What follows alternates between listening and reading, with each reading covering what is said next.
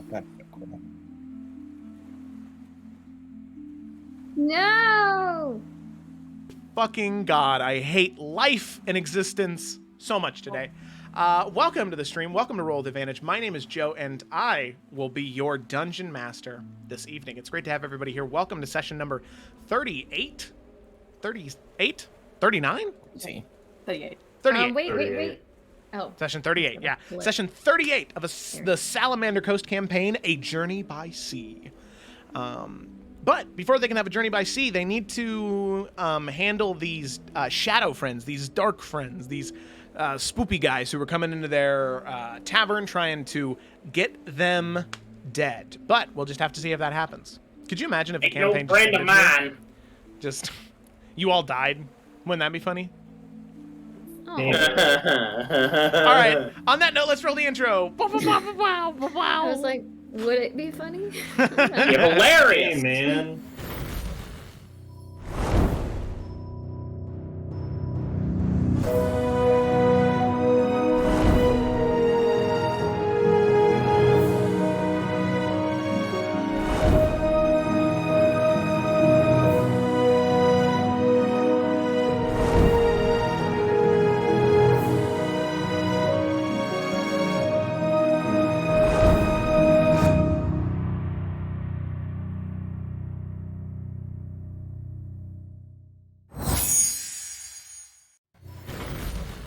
And we are back. And we're at a handy dandy little combat screen here.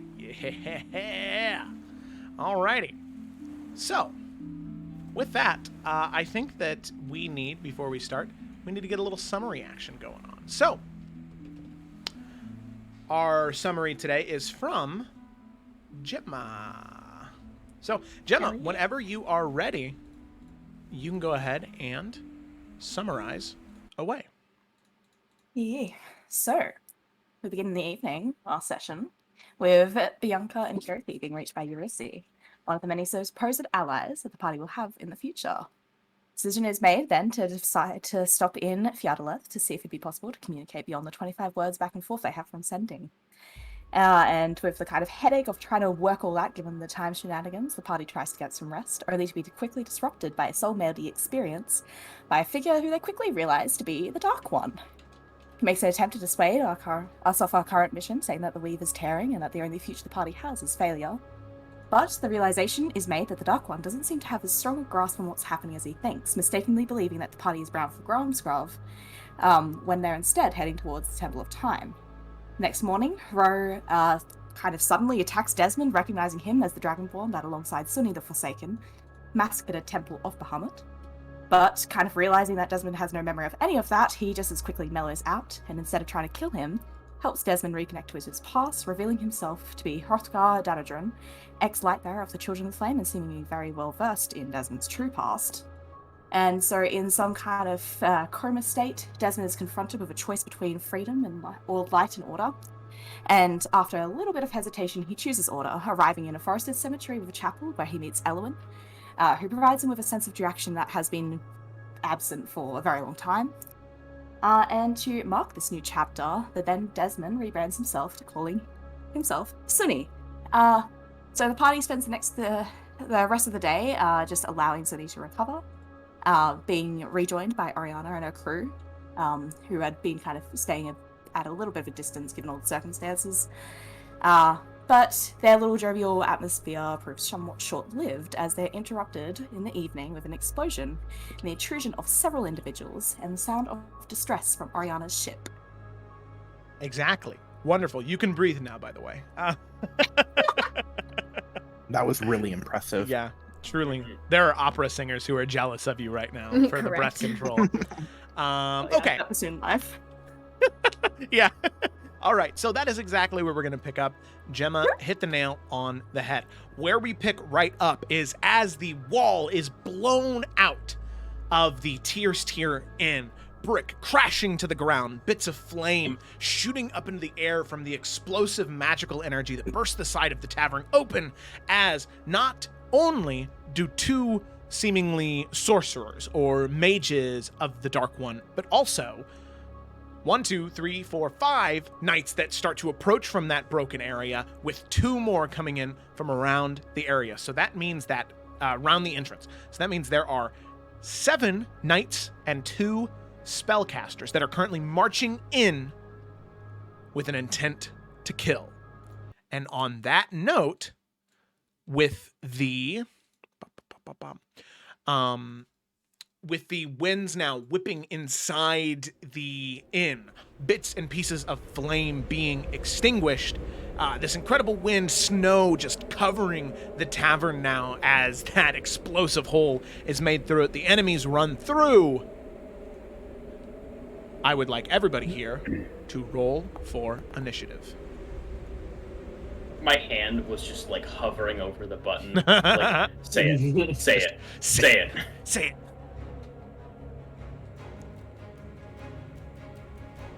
Okay, there we go.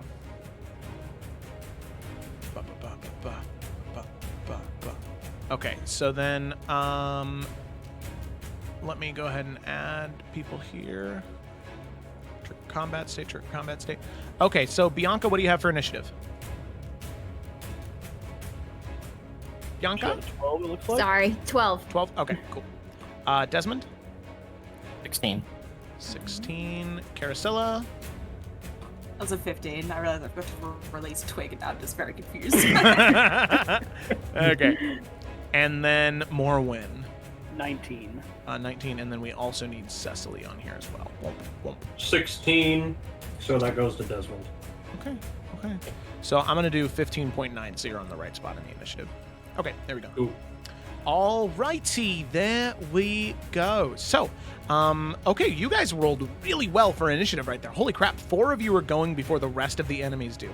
I will also say Hrothgar is in this initiative with you. He did summon his blade from the wall. He only has his sword right now. He's wearing no armor, no shield. He has a sword, and we'll see what else he can do here whenever it gets to his turn on the 7. So with that, we're going to go ahead and begin combat, and that actually means that we are starting with Ashima. So, Ashima, it is currently your turn at the top of the initiative. One of the knights ran towards you. You can see that there's another one maybe 15, 20 feet to your horizontal. What are you doing? All right, so he's just gonna like leap out of bed. There are so many more monkeys jumping on the bed, and we're gonna come down here, and I'm gonna take 1 quarter staff strike against each of them. Okay. We'll start with that.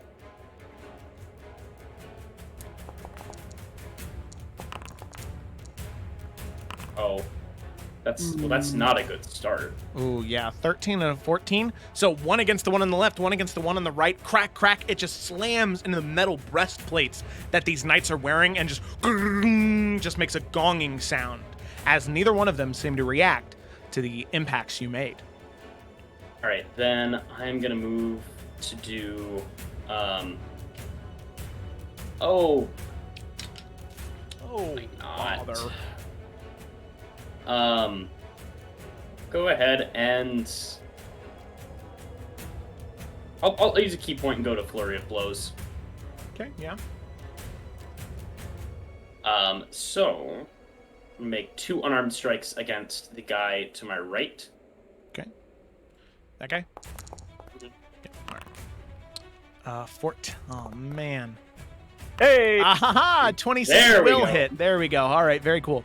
6 points of damage. So the first one, you crack into you try to go for, like cracking down on into the neck, but you can see he's able to swing his shield up and your hand just clangs into the shield. But with that, you wrap around your other hand and jab into the throat, and you can see him cough and go to grab his throat, as you were able to successfully make an impact there. All right, and then as I strike him on the throat, just for S's and G's, because I have 5 key points, I'm going to use Hand of Harm. Okay, very cool. Do a little bit extra damage there.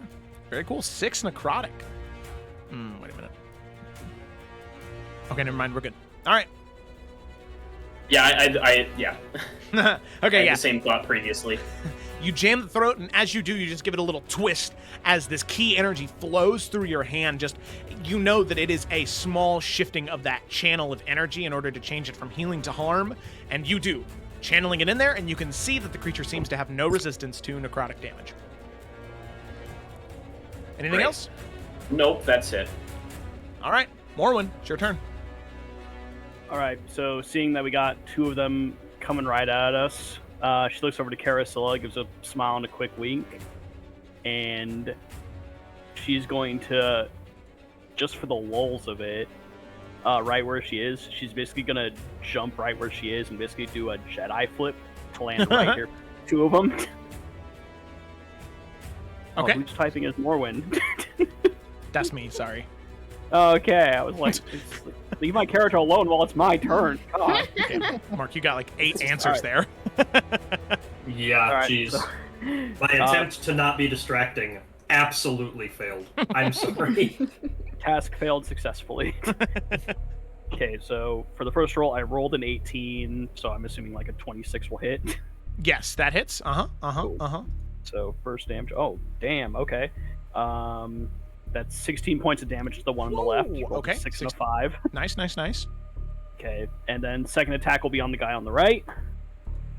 Okay, that's a 3, so that's a miss. Yep, that's gonna be And Morwen's going to action surge while she's between these two guys. Okay, that's a 19 to hit. Does that hit? 19. Yes, 19 does hit. Whew, okay. And that was on the one to her left or to her right? This will go on the uninjured one right now. Uninjured. Okay. Okay, so that's 10 points of damage. Okay, 10 points of damage. Very cool. And then for the last attack, she'll swing back at the left guy again. Okay. And that's a nat 20. Ooh. So 12 So- plus, roll your 2d6.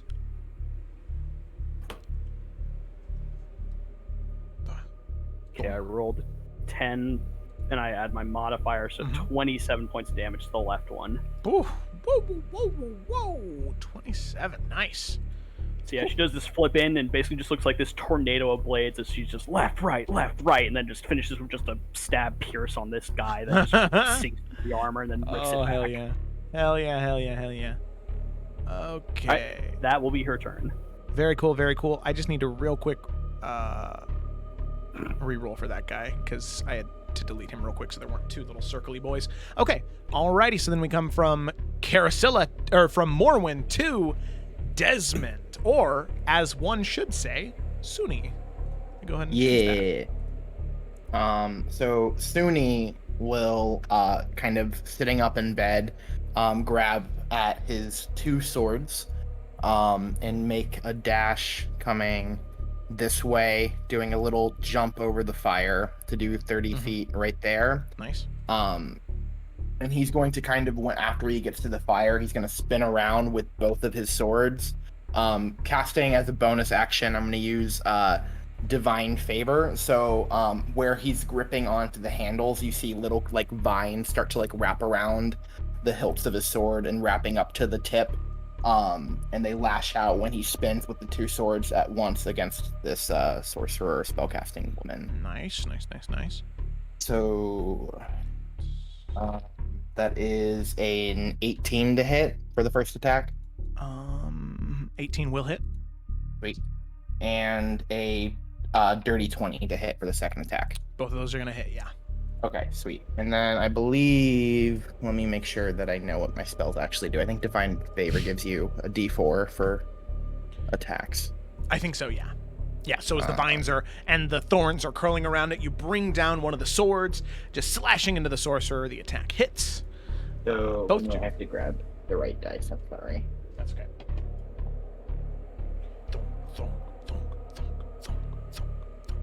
Okay, so that is 5 plus 1 plus 2 plus 3, so 6, 7, 8, 9, 10, 11 points of damage. Okay. Plus 8 for my modifier. So 19, I think. 19? Okay, sounds good. Alrighty. Very good. Alrighty, so you make the 2 slashes into it. You can see the vines cause these extra lacerations on the skin and right around the arms and legs and on the shoulders. Is there anything else you want to do on your turn? Nope, that's everything I can. Okie dokie. Alrighty. Cecily, it is your turn. What are you doing? Alrighty. So, first things first. I'm thinking I want to hit these mages. There's really no way to get to them without Misty Stepping, so I'm going to Misty Step, like, there, I think. Okay. As my bonus action. And then just lightning bolt across both of them. Okay, so as soon as you step in front of the one, you go to cast Lightning Bolt at 3rd level, you can see that the sorcerer just sort of cocks her head at you and says, no, my child, and is going to use Counterspell. 3rd level, so just fails. So automatic fail. Yep. Okay. Well, so all my action economy's gone. All right. So I'm gonna. And I lost the slot too, Yeah, right? You did, yeah. Yeah. That's really cool. That was a good move on her part. Okay, so I'm gonna. Well.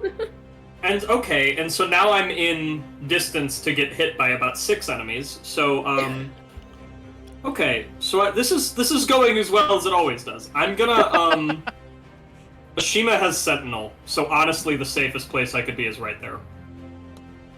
That is true, yeah. So Yeah. I'm gonna do that. All right, I'm done. Okay. All right. Carasilla. And, well, I hope she doesn't fucking counterspell me, but, targeting, I guess, like, the, well, I guess she wouldn't be able to. So, targeting the same one that Cecily, I guess, had moved in front of, going to give Antibiotic to her. Okay, so that's minus a D4, right? Or D8, Yeah. right? Yeah. And cast Distant Whispers. So, Wisdom 14. Hey! A favorite. If it ain't broke. Amen. Everyone else is too far apart. Okay, so Dissonant Whispers. What saving throw is that? Wisdom 14. Wisdom 14. Let's see what we got here. Okay, Wisdom, she's got a +6 to I'm Wisdom casting saving it throws. third, by the way. Casting at 3rd? Okay. Yeah, I don't think that... Let me see if the one near Desmond has range. If you're targeting her sister, she's probably not going to be very okay with that. Ooh, actually, I'm going to have this one right here that's right in front of Suni. I'm going to have her make an Arcana check to see if she can discern what's... It's generally that you're targeting her with a spell. We'll say DC 15. Yeah, that's a 16 plus 6, so that's 20. Okay, so yeah, she's going to go ahead and use a 3rd level spot to counterspell your... counterspell that, yeah. That's bad. I know. Other than that, Carasella's just like gotten up on the bed and just kind of, I guess, looking at more into her thing. Give her a little wink back, even though she's probably distracted at this point. Yeah. Okay. Alrighty. Very, very cool. It's not cool. I'm very sorry. I don't like doing this, but if I don't, then the encounter's too easy. Okay. Nah, man, you're good. Do what they would do. So then they're both at 2 3rd level spell slots. I know they're counterspelling. Like, oh, and then this is the Shadow Friend's turn now, right next to Suni. And what are they gonna do? I think they're going to... Oh my goodness. Yeah, you know what they say. Start with a bang.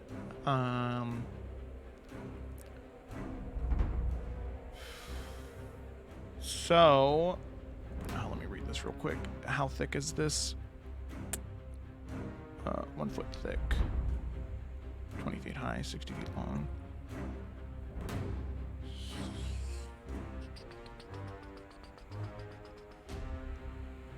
It's a line. Or a ringed wall up to 20 feet in diameter, 20 feet high. Yeah, never mind. They're not going to do that. Okay, so Morwen, seeing the damage that you do, this spell... Yeah, it's just not a good line of sight there. Seeing what you did, this one's going to...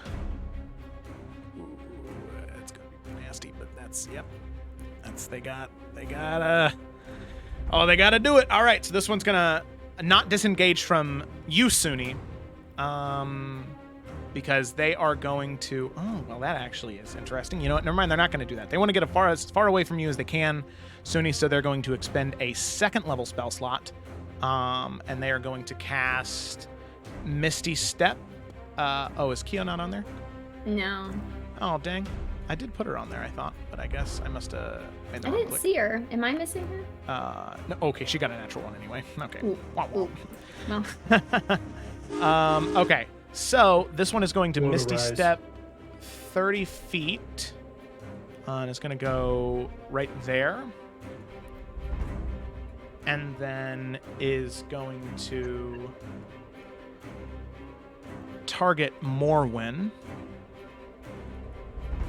And Morwen, you can just see this wisp of shadow begin to form around her finger, just sort of like riling in black mass and a sickly green energy, as she is going to expend a 4th level spell slot and cast Blight. So I need you to make a Constitution saving throw.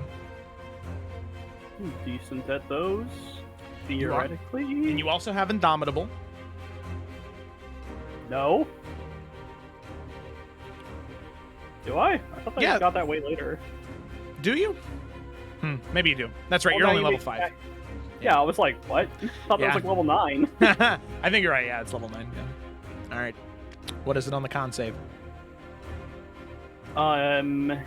Is a, let me do math. 22. 22. Okay, that is a success. Should So, only do 80 points of damage instead. so you take. Oh wow, that was really low on Blight. Holy shit. Yes. So you would have taken 20 points of damage on Blight. What a waste of a 4th level spell slot, but instead you will take 10. Oh, yes. Ow. Yeah, that was a 2, a 4, a 1, a 3, a 1, a 3, a 2, a 3. Yep. oh my god. Yeah. Okay. Dole skis. That's the end of their turn. Then we come to this. Wait a second. That knight is not. Okay. Sorry. So we come to Bianca. Oh, there wasn't a night before Bianca? No. Oh, all right then. Well, Bianca's gonna get out of bed and pull out her gun and shoot that shadow friend literally down the row from her and be like, counterspell that, bitch. Parry this, you filthy Yeah. casual. And then she's gonna go right here. Bonus action, Crimson Right, and then sword attack on that knight since they're flanking now. So I will roll those things. The first one is Deadeye. Okay. Okay. I think I pressed that. Yeah, I do. Okay, so that's a unnatural 20. Okay. That is And then, gonna hit. okay. For 15 points of damage. Okay, and that was on the one that did the This- blight? Or no, the counterspelled one. Okay. The counterspell, the one Cecily was next to. Okay. The closest one to Bianca. Okay, sounds good. And then I will do an attack on the knight that she's flanking with Cecily. Okay. Which, what, is it a D6? Extra D6? Extra D6, yeah. Okay, well, let's see what I roll first. Unnatural 20, do I need to roll a D6? No, oh, no, you're good. Okay. You're good. Yeah, that does Okay. hit. All right.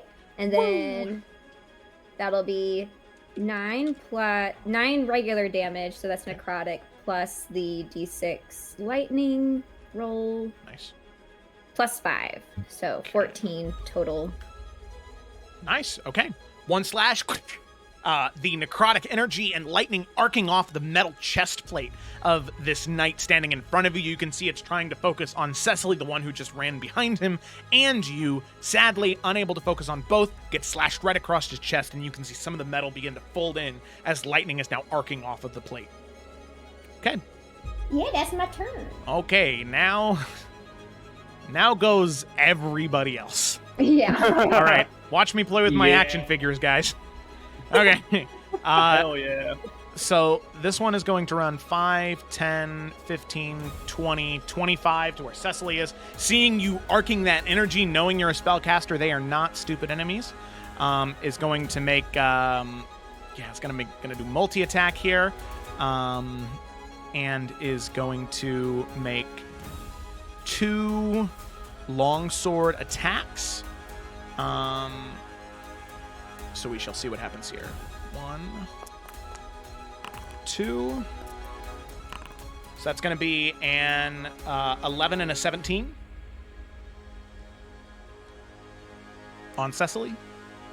So second one hits. Okay, so that will be 10 points of slashing damage. Ooh. No, sorry. 7 points of slashing damage, 3 points of necrotic. Not that it matters, but just so you know. Yeah. There's the variation there. All right, cool. So then we go from that knight to...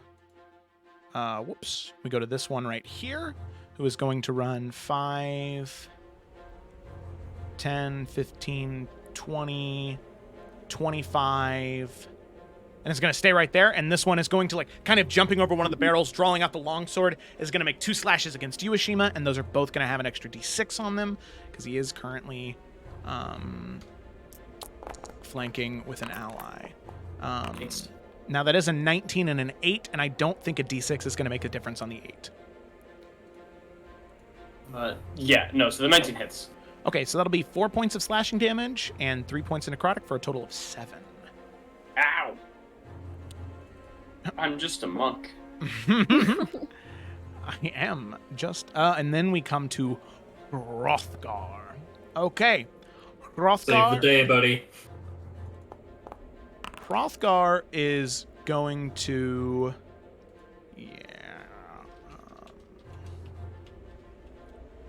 he's gonna... First things first, he's going to go ahead and run and jump, sort of sprinting over this. Actually, he's not going to go that way. He's going to run right towards the spellcaster, so he's going to go 5, 10, 15, 20. And he's just going to make one... well, he can make 3 attacks, but he's just going to make the one and see what happens. 1 with... Oh, wow. That's a natural 20 with Long Fang, his sword. And that is going to be 28 points of damage. Womp. Okay, so she's dead. So you can see that Rogar, like, runs and jumps and does a roll over the counter, sword gleaming with this sort of radiant fire energy, and he just thrusts the sword up the jaw and out the back of the head of the Shadow Friend, and the head just explodes from the radiant, fiery energy that explodes within her head as she drops dead. Boom. However, that was 25, so he's only going to get 30 more feet there. Or there, I mean. Okay, and then we come to the other spellcaster over here. Yeah, yoy. Yoy. Let's see what's going on here. Ooh, you know what? Oh, it's still just not quite it. You know what? This is what she'll do. She's going to go ahead and step 5, 10 feet this way. And Cecily, she's just going to look at you and say, "This is how you do it, my child." And she's going to cast Lightning Bolt at 4th level. What a mean lady. That is true. She is very mean. Okay, so Lightning Bolt. So Ashima and Cecily, I need both of you to make a dexterity saving throw. DC 16. Lightning Bolt, cast at 4th level. Do not place a measured template. Ooh. Yeah. Okay, 20. I gotta die. Oh.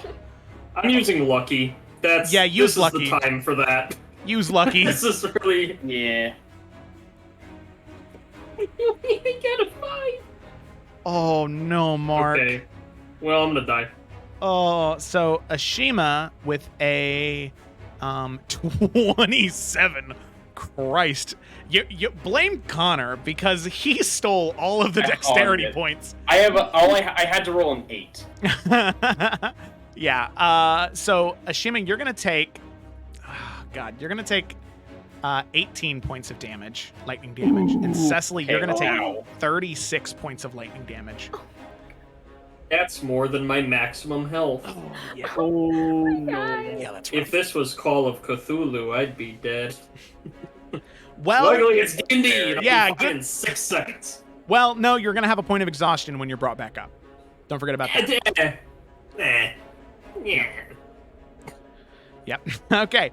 Alrighty. So then we come to the knight who is currently flanking Cecily's unconscious body here. Let's go ahead and give you an unconscious thing there. He's going to go ahead and make 2 attacks against Bianca. So, That's fine.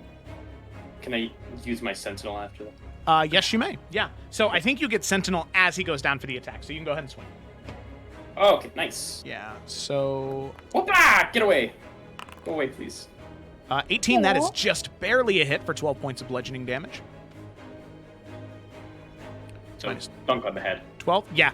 Into the helm that this knight is currently wearing. And you can see that some blood begins to trickle down out of the side of the helmet down onto the chainmail underneath the breastplate. So that he's looking pretty rough. One might say he's bloodied. Okay. So, Bianca, that's going to be 2 longsword attacks against you. So, the first one is a 17 to hit. Yeah. And the second one is a 23. Yeah. So 1d8 plus 1d6. Wow. So that's going to be 8 points of slashing damage and 1 point of necrotic damage. Oh, okay. 9 total. Okay. That was first attack. Second, second damage Oh. is Okay. another 8 points of slashing and 6 points of necrotic damage. Okay. Yep. Okay. Another knight. Cool. This one's right next to you, Ashima. He's going to go ahead and make same 2 attacks. That's fine. That's a 10 to hit, and that is a 8 to hit. Both of those miss. Yes. So we'll go ahead and move on to the other knight right here. That's going to go ahead and attack you twice, Morwin. That is a natural 1, and that is a 16 to hit.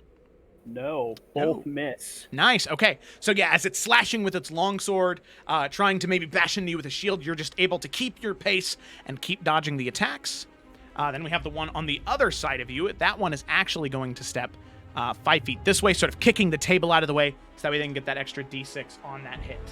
So first things first, that is a 8. That's not even going to hit with a d6. So then second attack, that is a 13 plus a d6, 14. So that's not going to hit. Okay. So yeah, Morin just spinning, blocking all these attacks. Oh, yeah. Looking between the two of them, sent the weak ones to rough us up a little, huh? Surprisingly, where you during any other combatant or with any other combatant that might rise a reaction, these soldiers are incredibly silent. Like, even when they get hit or bludgeoned or battered, no response. Losers. Yeah, I know. Sorry, no quipping. No Skyrim quipping this time around. It was still cool, though. Oh, yeah, it was still cool. So, Morwin, seeing the absolutely just the giving of what for that you're doing over here, this one's going to run 25 Oh, feet. shit! And that's a natural 20 on the first attack. Okay, well... I Talk was shit, watching get the hit, other you know? two. And then, oh my fucking god, are you kidding me? Did you roll a 1? I know I rolled another natural 20. Okay, well... I promise I'd rather you. been hit 4 times. I promise you, Ryan, I'm not. I believe you. Just roll the damage. See if Okay. I'm still standing. So that's automatically 16 points of damage, just without any additional things. So then that is 5. With an additional 1. Okay. With an additional 7 points of damage from the rolls. So 23 damage total? Yeah. Okay. Ow. Ow. Okay. All right. So then we move from Morwen to Keo. Life Hey. transference on Cecily. Does that seem That sounds like good. a thing? Like a Yeah. thing to do? Cool. Wait, are you just saying that because you play as Cecily and not No, because you she's sound a little unconscious biased right there, now? Yes. Okay, that's fair. Go ahead. At least you can be honest, yeah. Oh, but, she also has Revivify prepared. So, When you kill Norman, who just got stabbed through the chest. So you're saying we can just wait for Cecily to die and then do it? Yeah, And then, that's a great plan. I'm there's just- an action economy.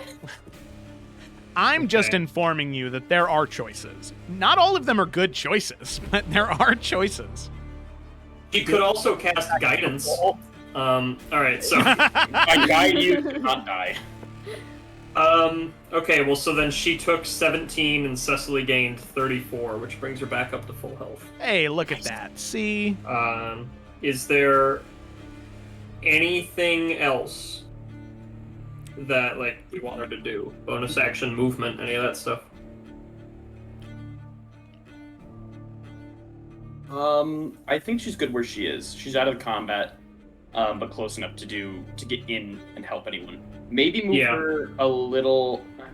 No, she can make it to Morven, so that's fine. Okay, perfect.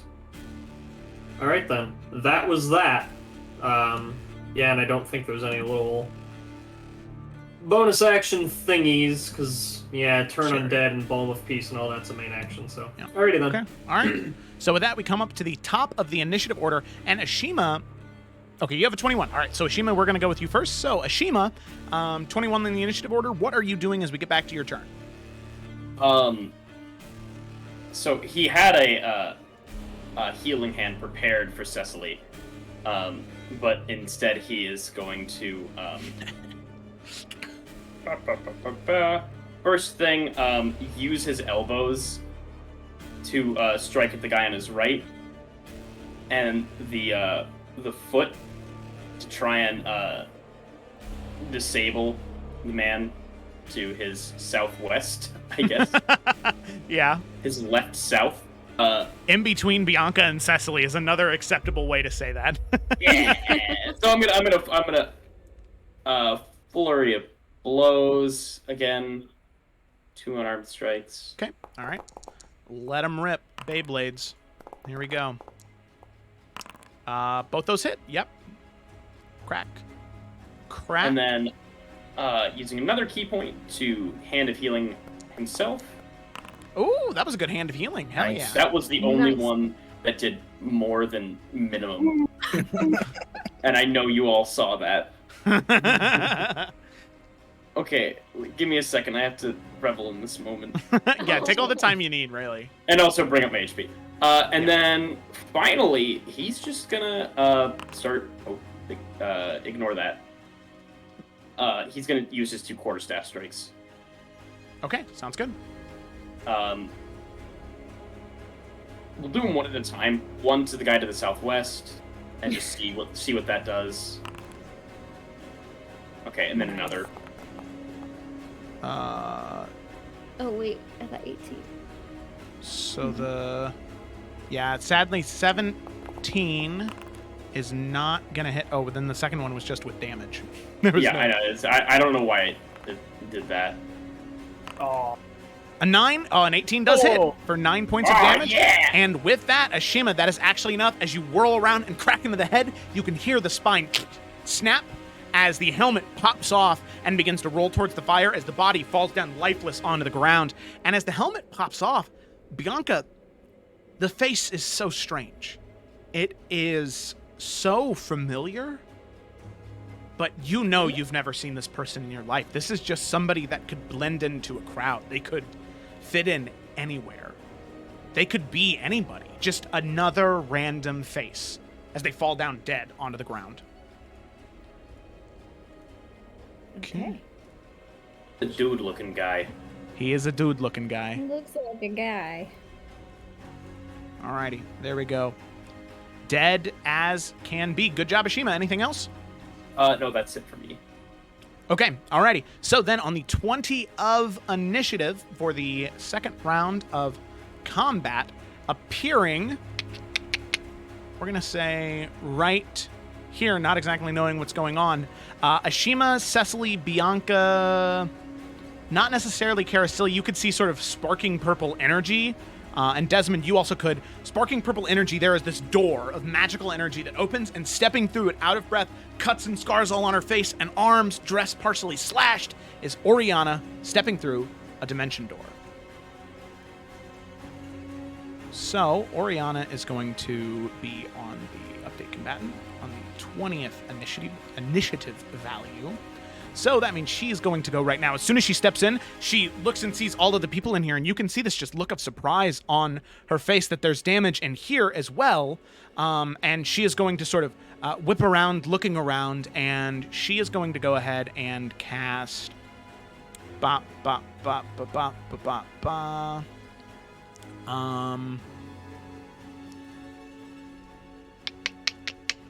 damn. There's not really a good one here.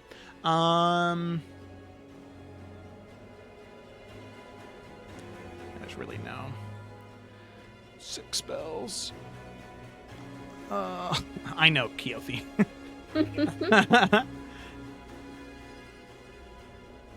Yeah, that was me. Yeah, she's going to go ahead and cast Magic Missile, but she's going to go ahead and do that at 4th level because the rest of her things are very AoE heavy.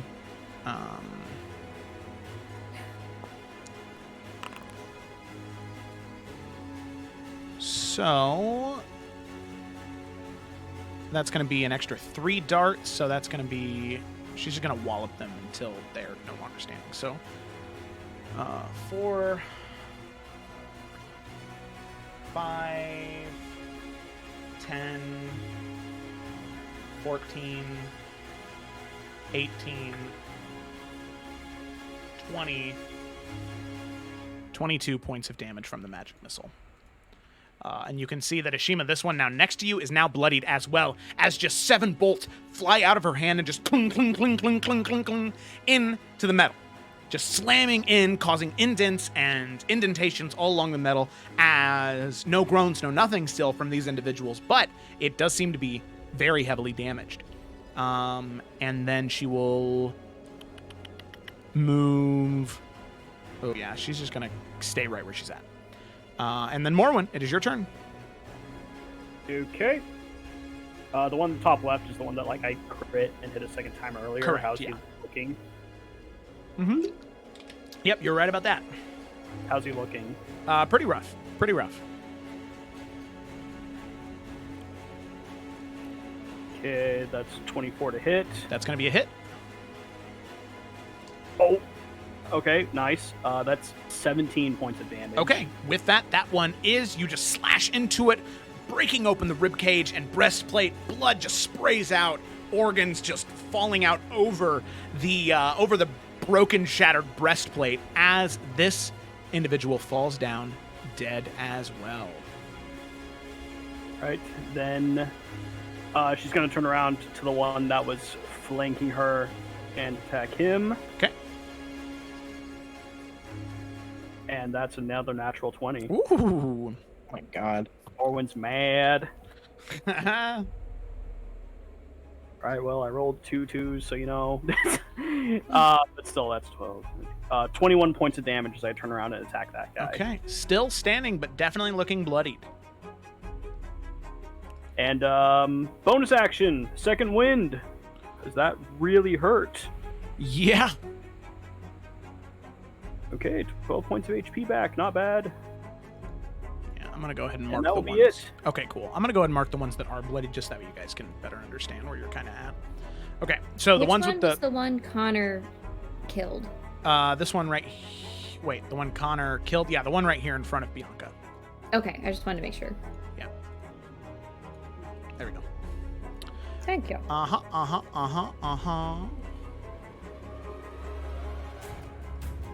Okay, there we go. All right, so then we come to Suni. Suni, what are you doing? So I imagine when Hrothgar killed the first spellcaster, you know that scene in Avatar where Sokka is like screaming, trying to like bash somebody with a club, and then Jet comes in and takes his like hit. Yeah. That's what he was doing. Is that he was like running up with the intention of being like that, and sees Hrothgar do that, and he just drops his demeanor, kind of like, oh, fuck you. And then Morwen's, I don't know. Morwen's probably okay, but I'm gonna help her out anyway. So I'm gonna come over here, and kind of zigzagging. I'm gonna do one initial strike with my sword, which is 18 plus 7, so 25 to hit. Woo. Yeah, that'll be a hit. And then I'm going to do one more, but on this one, when I'm bringing down, so the first one, I kind of do this like flip, so with the left hand crossing over, there's the first one, and the second one, you see Suni kind of like dig the back end of his sword onto the ground, and it kind of sparks up a little bit, and I'm going to, with a natural 20, Cool. use Branding Smite, and correct me if I'm wrong, but can I use Branding Smite and do a Divine Smite at the same time? Yes. Because it doesn't. Wait. Okay. Because Yes, that's what I was gonna. Because Divine Yeah. Smite is a class ability, not an actual spell. So yeah, you can. Right. So I'm gonna cast 2 first level spell slots to Branding Smite and Divine Smite. So this is gonna be a lot of dice, I think, because it's Whoa. of the 20. Hell yeah. Go down there, I cowboy. guess- Jesus. So a d6 for the short sword, and then I think it's 2d8 for Divine Smite. Mm-hmm. And then I think it's 1d6 for Branding Smite. Let me double check though. Yeah, and all of that at least once is maxed out. Uh-huh. Also, Oh, I didn't mean Branding Smite. I meant Searing Smite. Oh, is what Searing I meant Smite. to say. by the way, also for the intents and purposes of Divine Smite, they do count as undead. Oh, cool. I was gonna ask. Mhm.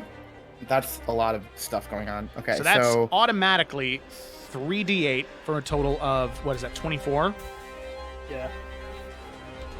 So then it's then 3d8, I guess, for that smite, and then a d6 for the sword, and then another d6 for the searing smite, and then the d4 for divine favor.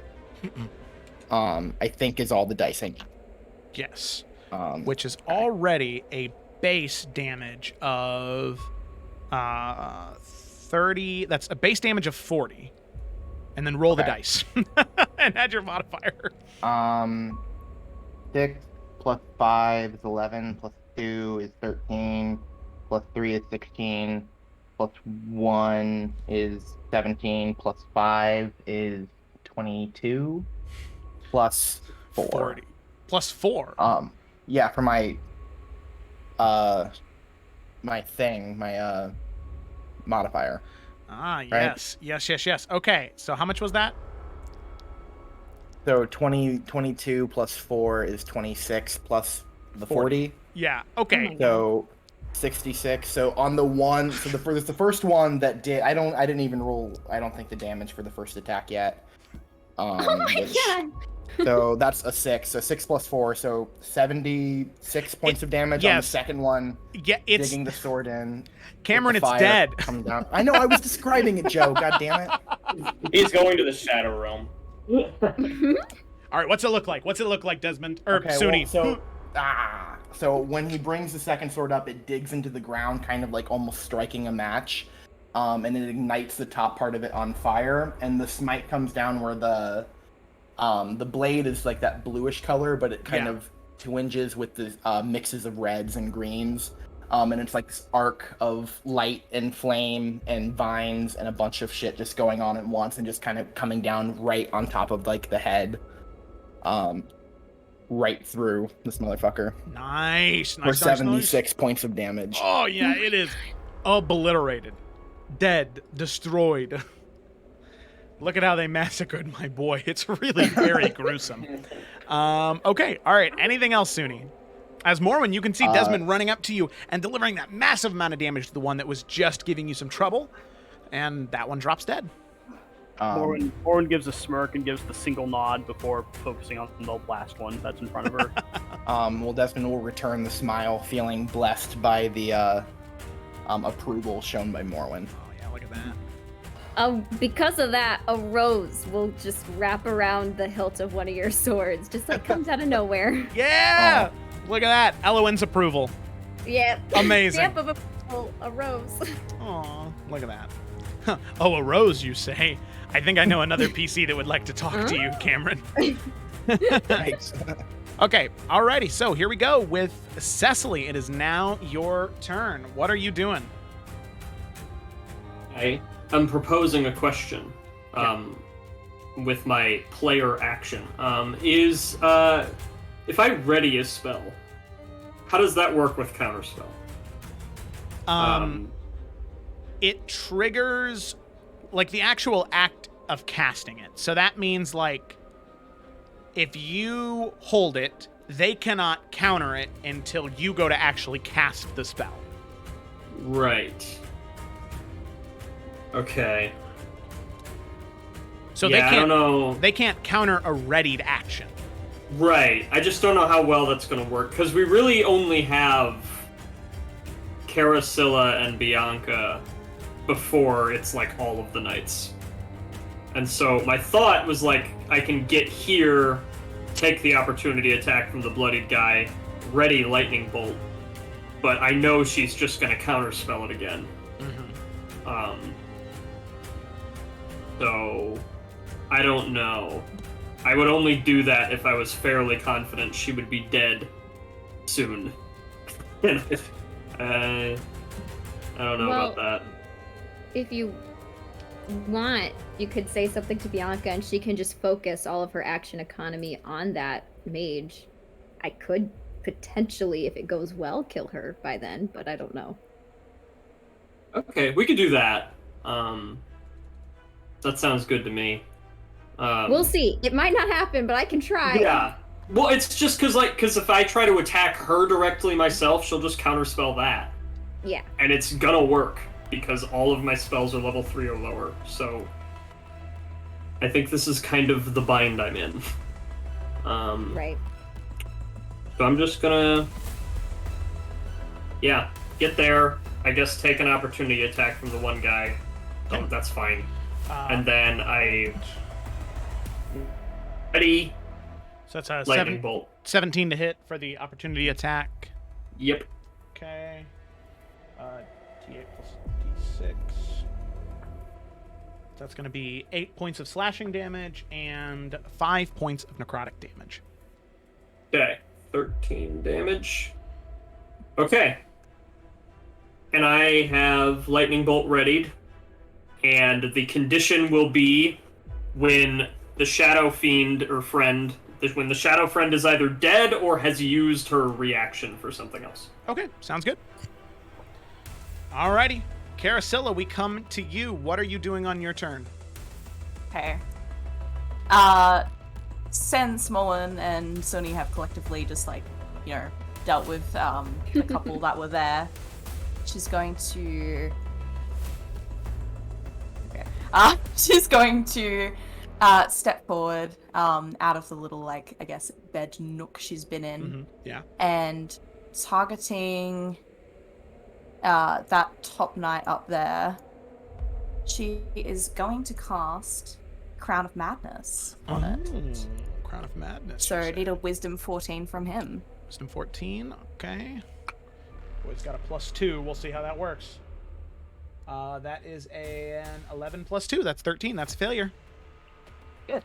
So, as part of that, he is charmed by me, and when he has his action, before he can move, he has to make a melee attack against the one that's below it that's bloodied.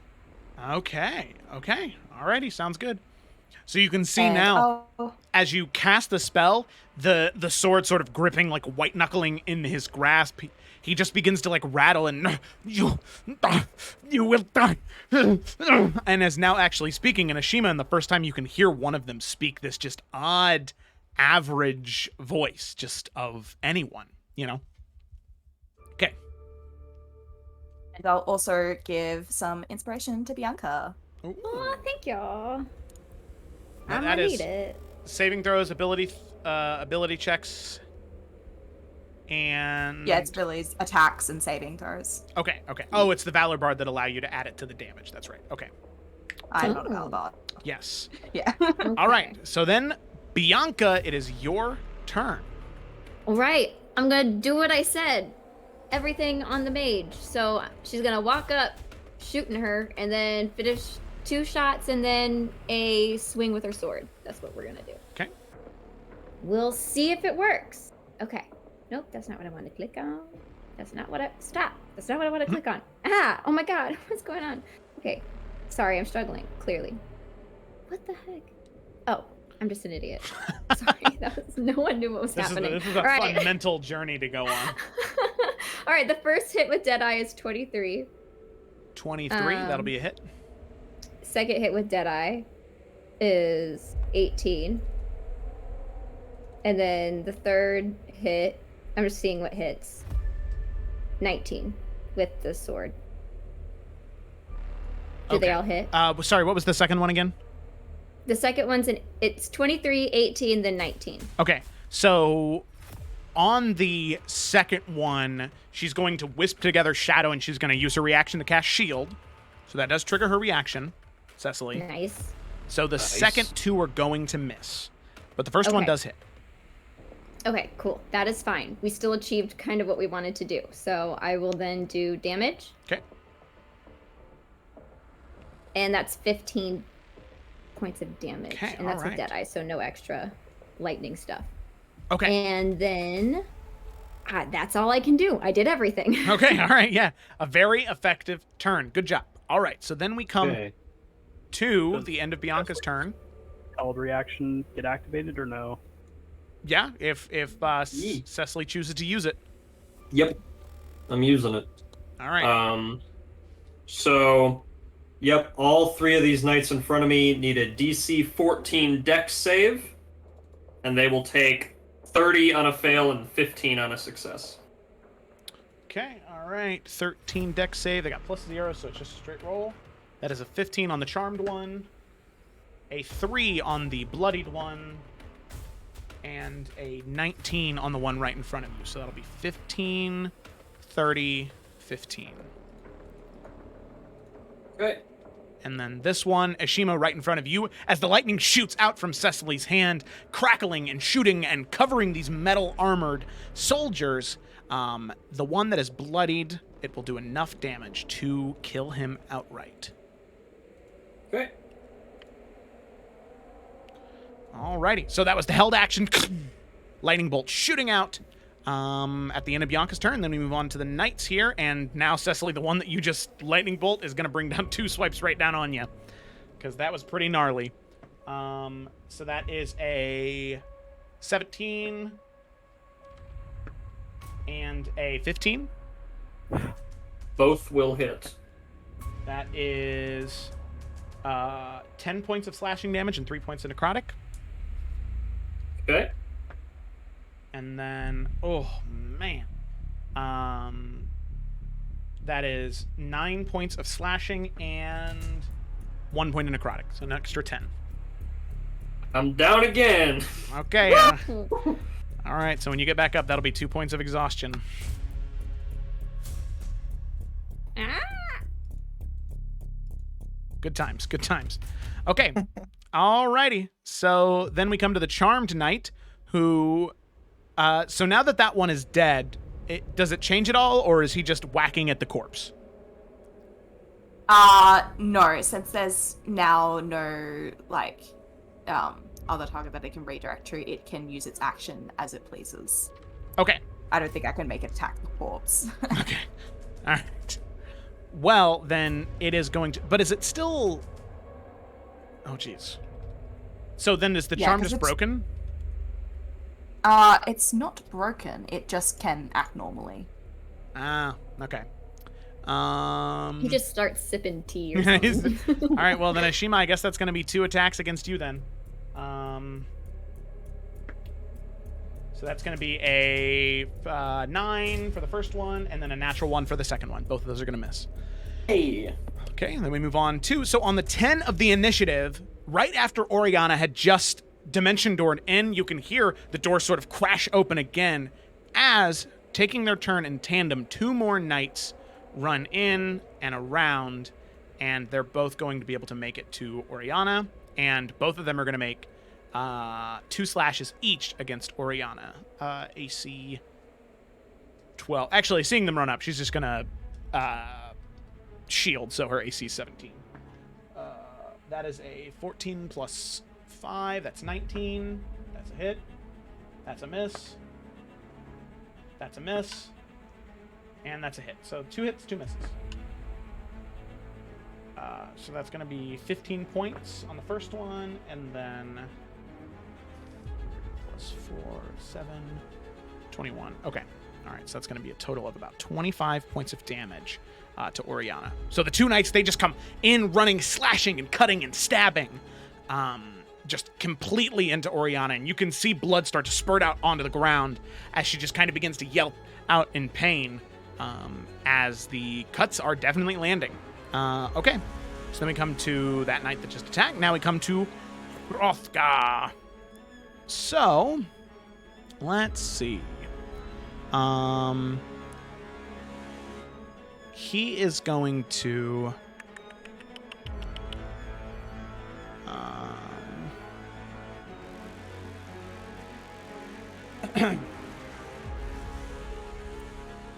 he's going to go ahead and step forward. 5, 10, 15, 20. Oh, God, sorry. 25, 30. Oh, God. You good? Oh, I don't know. Oh, jeez. That's terrible. Yeah, you know what he's going to do? He is going to, looking at the sorcerer and the one that just hit you, Cecily, he's going to raise his sword up, and you can just see it begin to glow white, fiery hot as he points it at the 2 of them and says, "Back to the shadow, dark friends!" And he's going to cast Banishment at 5th level, and he's going to go ahead and target the 2 of them. So that is going to be a DC 17 charisma saving throw from both of them. Both of them get +1 to their saves. Okay, 17. That's a 15, and then that is a 12. Okay, so both of them, you can see that these 2 white beams shoot off, just like an extension of the blade, and just that white-hot metal begins to coat their forms until it covers them in their entirety, and then when the light sort of flashes, they are gone. Oh, Jesus. There's something in my throat. I haven't even eaten anything during the stream. Do you need water? Some water, man. I have water. I've been drinking it. I don't know. Okay, so that is going to be Hrothgar's turn. Nothing else. She's banished, and he's dead. Okay. Cool. So then, yep, I said he's dead. There we go. Okay. So then we come to the bloodied one right here. Yep, bloodied one right here. This one is going to go ahead and, seeing what you just did, Suni, is going to go ahead and make 2 strikes against you. Bring it on. That is a 17 to hit, Yeah. and that is a 19 to hit. Yeah. Okay, that is 13 points of slashing damage and 2 points of necrotic for a total of 15 on the first attack. Okay. Second one is 6 points of slashing and 1 point of necrotic. So for 7 on the second one. So 15 plus 7 is 22. I believe so, yes.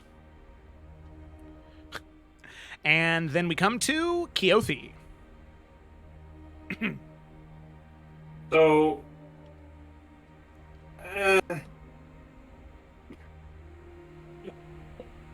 nah, she doesn't have to do it again. You know? She could just go over and do Cure Wounds. Right? Oh, Yeah, wait, no. Yes. Yeah. Yeah, I guess there's enough enemies out of the way at this point. Didn't we also decide that healing word would work while you're unconscious? Uh-huh. We could do that if she has something else to do with her action. Mm-hmm. I don't know if there's anything, but Yeah, because let me see. Well, now that we know that their count is undead, would Channel Divinity turn undead be a thing to do? Mm. Because you can do that as an action, and then Healing Word as a bonus action. Might as well try, right? Am I able to just... Nice. I was like, I don't remember what Hell turn undead yeah. does. But... So then, Does she want to move closer before doing that? by Yeah. yeah. She's gonna need to, I'm sure. yeah, just depends, because she could get Maybe two like alive right ones. here? Yeah, just run next to Ashima. Yeah, that'd be good. So she begins to sort of trot forward, pulling out this just gnarled piece of bark and wood and holding it up above her head and says, "In the name of the Mother of the Mountains, be gone!" And they need to make some wisdom saving throws, DC 16. Okay, well, we've already established they're not good at these, so that's 3 of them in that area. So that is a 14. That is a 6. And that is a 15. So all 3 of them now are currently frightened. nice. Sweet. And Afraid. then... I like the face there's- for I do frightened. too. One. And then there's the Healing Word. Badoop. Nice. Okay. Alrighty. So then we come up to the top of the initiative order with Ashima. You can see there are currently 2 creatures that are afraid. And 3 creatures that are afraid. 1 that is next to you. What would you like to do? Right. Well, I guess the one's right next to me, so I'm gonna try and jab him in the face with my staff. See how that goes. Or try it again. 14. Yeah, that is a miss because I believe that. Ooh, Oh, very. Oh, you've had a okay. lot of crits in this. I know. Yeah. Combat. Yeah. Okay, that is a total of 15 points of damage as you crack into the side of the rib cage of this particular undead knight. You do see that they begin to sort of heave over as they are now bloodied. With the barrel there, I'm gonna do 2 unarmed strikes, but I'm gonna flavor it as I'm gonna kick the barrel into him. Okay, yeah, that's fine. I guess just 1. There you go. Okay, 26 for 7 points of damage. Very cool. Take that. Bop. Oh. Wow. All right, yeah, kicking the barrel into him, the wood splinter and crack. Some of the smaller splinters are able to sort of jam into the holes of the chainmail, and just you can see the blood begin to pour out of the body. All right. Anything else, Ashima? That's it for me. I think I'll save my key. Okay, so then we come to Oriana, and seeing these 3 that are around her. Oh.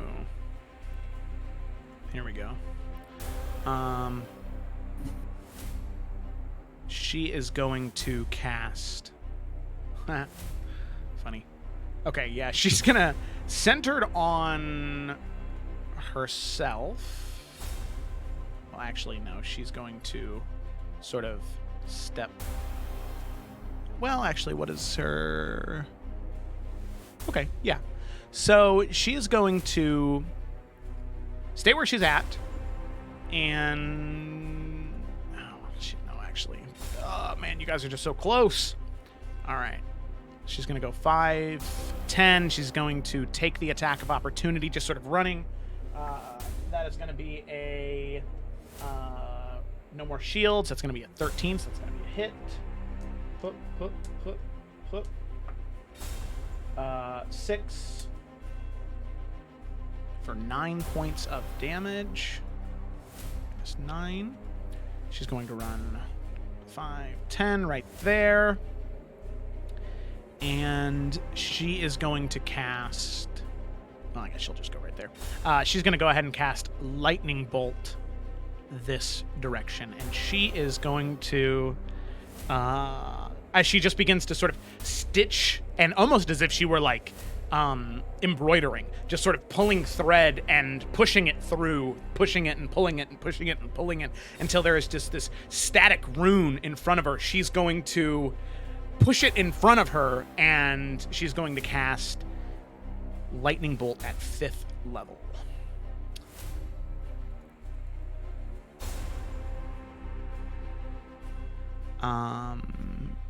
Except, you know what?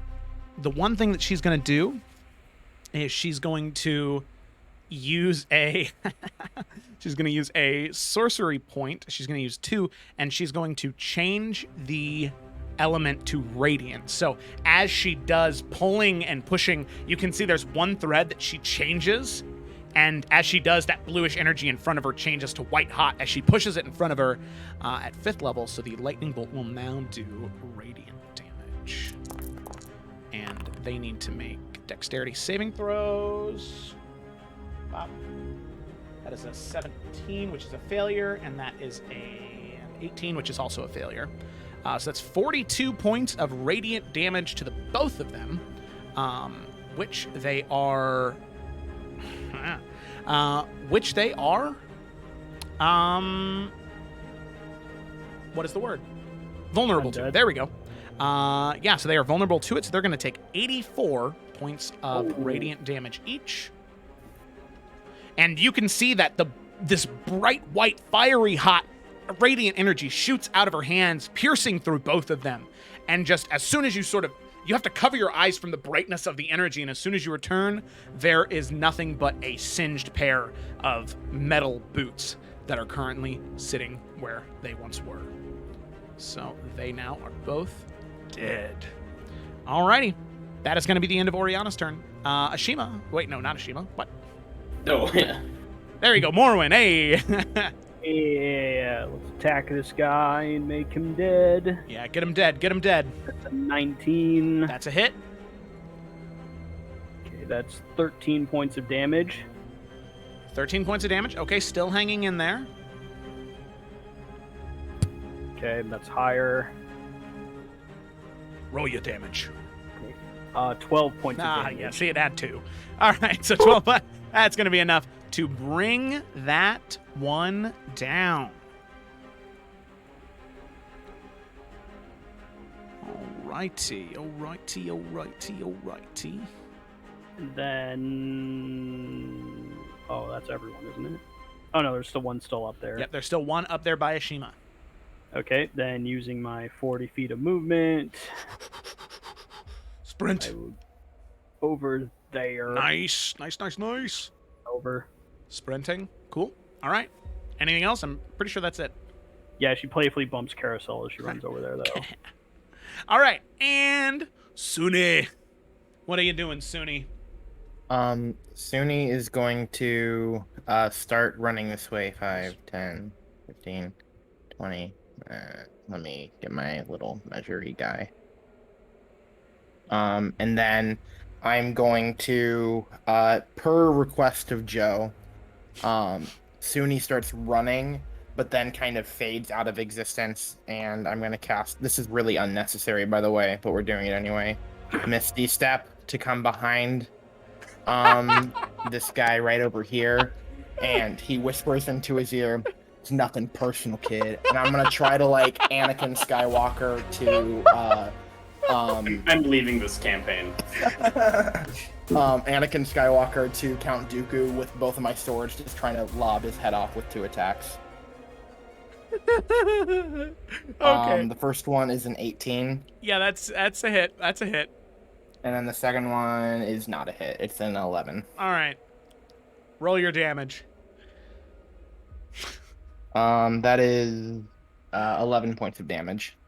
11 points of damage. Okay, and with that, that is actually enough. So yeah, you do just Count Dooku, swords behind, nothing personnel, kid, and just slash as you do pressing the tiger hook swords, hooking them together and almost using them like a garrote.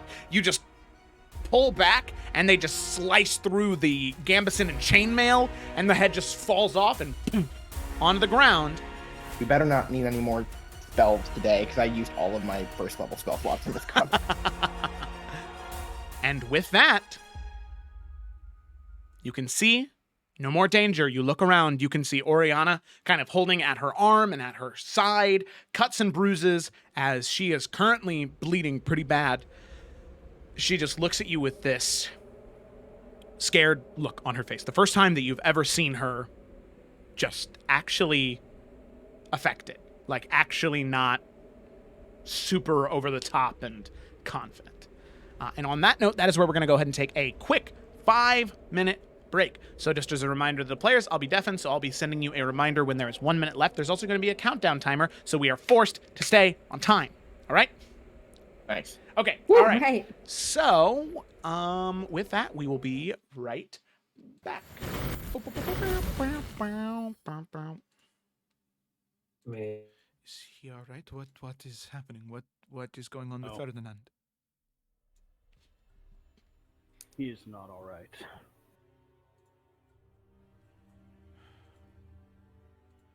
He opposed them valiantly, and then the silence took him.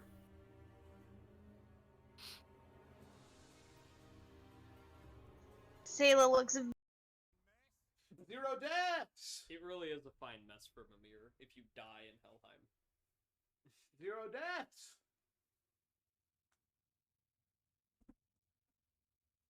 You hear that? 0 deaths. Really. Yeah. I'm just reloading a save. Forgot I needed something I needed to do. Right, yeah. Somebody's on top of her.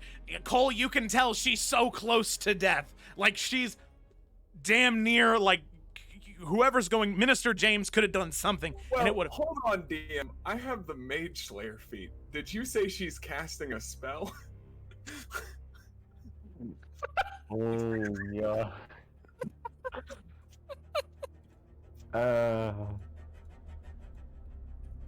Christ!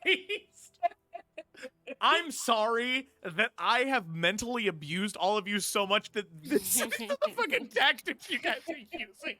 Can I scary boys. Can I 3D print? Joe? Can I 3D print an AR-15 receiver? You've broken him. What even are we? Jesus Christ. Desmond, I can No, make but you I a can- lock that you can try and pick lock or something, just to get your Found a bit, found a just to get that out of your system. Like a fucking fidget spinner! I can give you a fidget locket or something. Desmond's gonna kind of like look Poe straight in the eye and say, well, first of all, yes, please. But second of all, that's not the point. We laugh now, but he like uses it to his. Back to Cyrus' house. Sorry. Valid. Not gonna deny that. Well, when the it is chlamydia, it's not so nice, you know? Gross. What? Ew. Okay. Nah, Cyrus is a lucky dip. Alright. Oh. Oh, God. Okay, anyway, moving on. So, I'm not a rock. Okay, well, I hope you have a great day, Kyle. Bye. Totally. Dude, my name's Derek. Get out of my shade, man.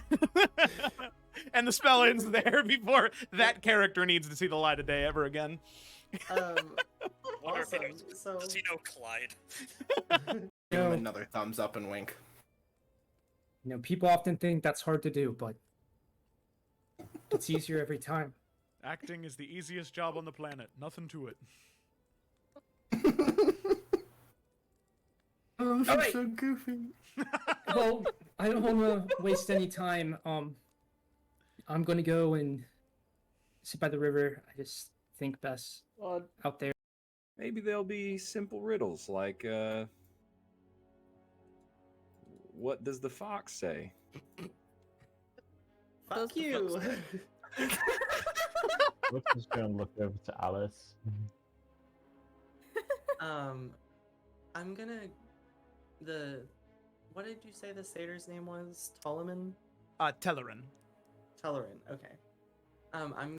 As long as we're talking about it,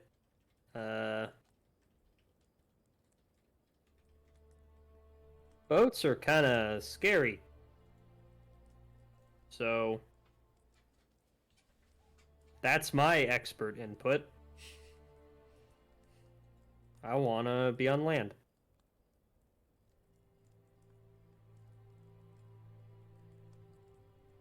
That's a 4, so that's cool. Really pretty for. So she's gonna go ahead and get her Baramichi Saber, but because she went first in initiative, this is gonna be a crit if it hits. Oh my god! What in the fuck is happening? Those dice are. Listen. It's not. Well, That's fucking well easy, Harry. I'll fucking help you kill him. I'm that. It's just one thing that I need to do. But I'm worried because supposedly this woman, Bianca, I think her name was. And we are back. I'm gonna go ahead and unmute them on Discord. And hello, everybody. What? We are back. Good to have you here. So, back from break. Just finished with some good old combat. I would just like to apologize to Mark for not only infringing on your trademark of Lightning Bolt, but also when you tried to use your trademark Lightning Bolt, they told you no. I'm very sorry about to that. be fair, Suni's entire biology is about lightning, and you don't see him getting shitty. Yeah. Oh, man. That's fine. We all have heart Actually, is fights, committing you know. cultural appropriation. I have the old blood. Yes, you I'm do. 1/16 Jormungandr. Yeah, 1/16. Oh, yeah. Okay, all right, let's go ahead and jump back into things.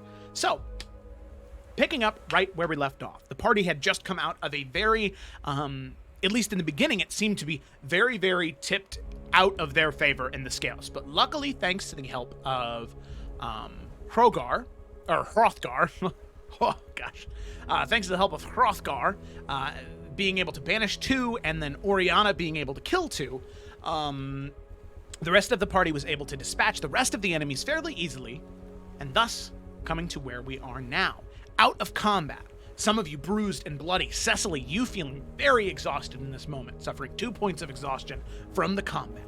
As we come back into things, Oriana, with that scared look on her face, she looks up to all of you, and she begins to speak.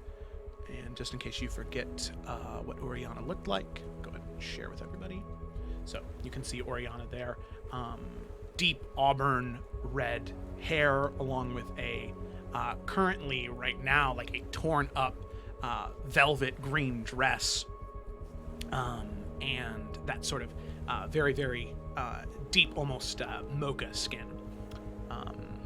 As she just sort of holding her side, looks to all of you and says, I'm very sorry. I didn't think they would follow me here. They were following you?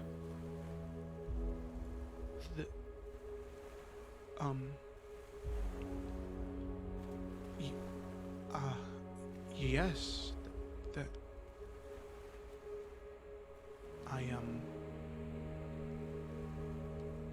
At least I thought they were. My crew. Oh, my crew.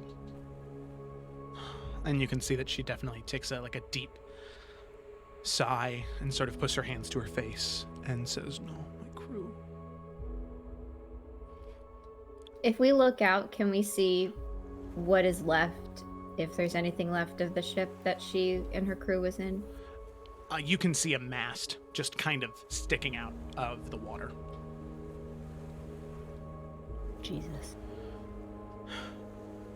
There were There were those two, and several of the others, the women dressed in white.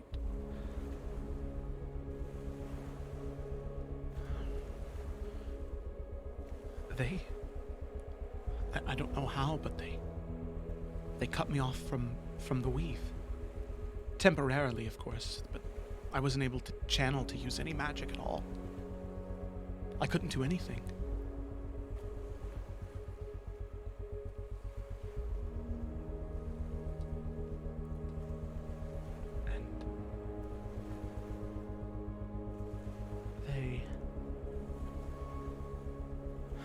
And I don't know. I suppose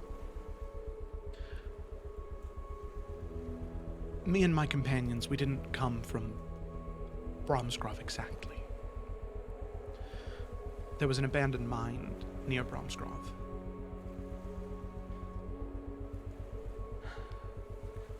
And there had been rumor of some type of strange valuable inside that cave. I investigated and I found it. And I wanted to keep it for my own and sell it to some collector. And, well, they said nothing to me. They just rooted the ship, killed my crew, and then they took it. What was it? The worst part is I wish I knew. To me, it just looked to be a rock. Very intricately carved, with different runic symbols all around it. As far as I could understand, there was one runic symbol for each of the planes of existence. At least, I assume the numbers match up. The 9 hells, the abyss, the elemental plane of fire, steam, water, earth, air, Celestia, the material plane, the Feywild, the Shadowfell. All of them were there on that stone. And it was hollow, almost. At least it had tunnels within, interconnecting the different symbols. I myself have no interest in traveling the realms, but I thought that someone might, so we took it. And we were going to sell it. I assume that's why they were there. Unless there's some other reason why they arrived. Hey, Joe. Yeah. Does her description of that stone sound anything like the rock we had all the way back in Summer's Rest? No. That rock was a dense piece of obsidian. Right. Shaped almost like a narrow egg. You're talking about the one that we got that like way back from what's her face in the caves or whatever? Yeah, the Dark One cultist. Yeah. Okay. I just wanted to check on that. Well, Cecily will, laying on the floor, catching her breath, will defer to the others on if we say anything about why they might have been here.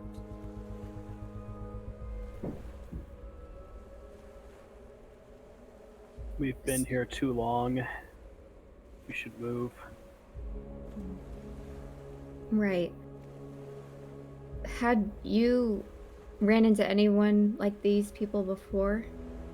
Well, that's the thing, is we hadn't stopped. We knew when we took it there was just something wrong about it.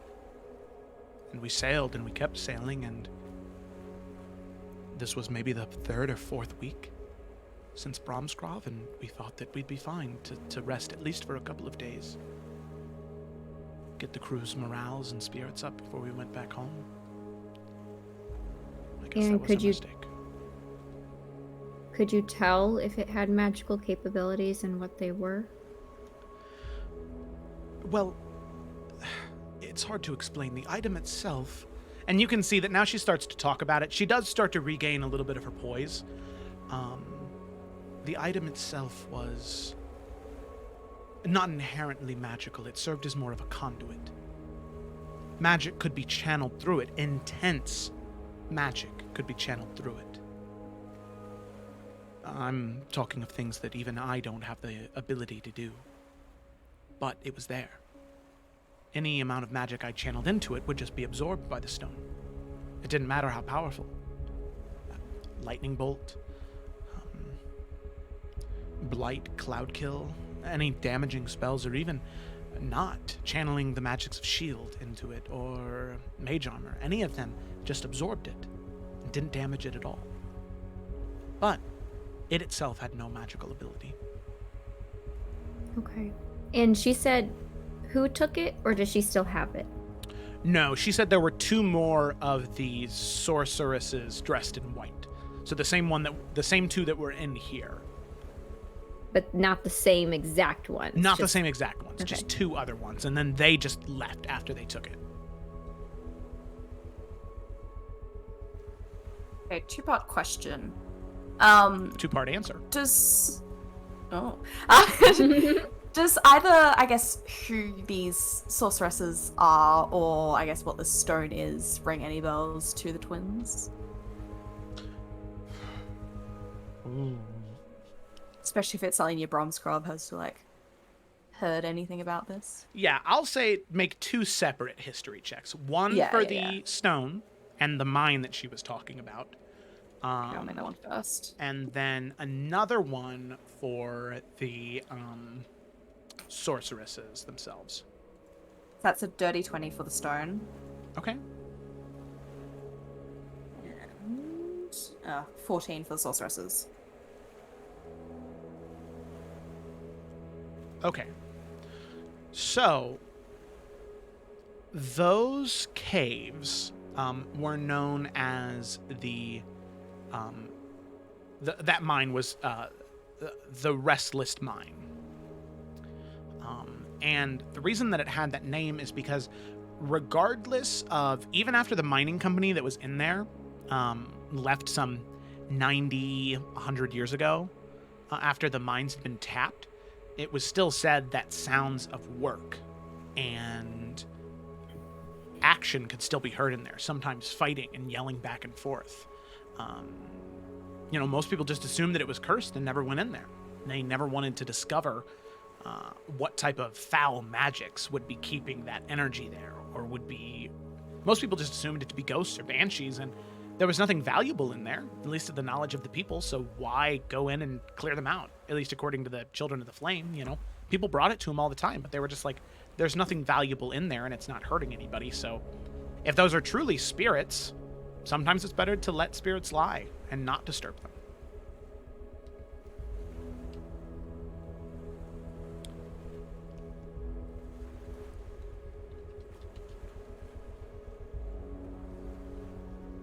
And so then the 14 on those sorceresses? 14 on the sorceresses. So there is some knowledge you have of them as you and Morwen both. So Morwen, we'll count this as knowledge for you because this is just going to be a base level knowledge. Okay.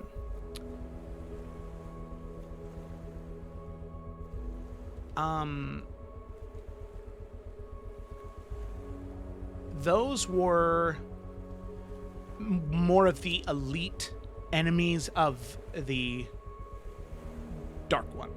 So those specifically were called Sayaduns, or Black Eyes. That was generally what they were called. And they were pretty much normal people who had committed so hard to the Dark One. Let me go ahead and put that spelling in the chat for you. Black Eyes. That the Dark One gifted them with sight and magic, and pretty much whatever semblance of vision they had was replaced by almost kind of like how when Frodo puts the ring on in Lord of the Rings, how everything is just very ethereal and smoky. Instead of that deep blue color that it is, it's black with white wisps of smoke, and gifts them with magic. Not in a warlock sense, but just like unlocks something dark and terrible in them and allows them to use it for magic.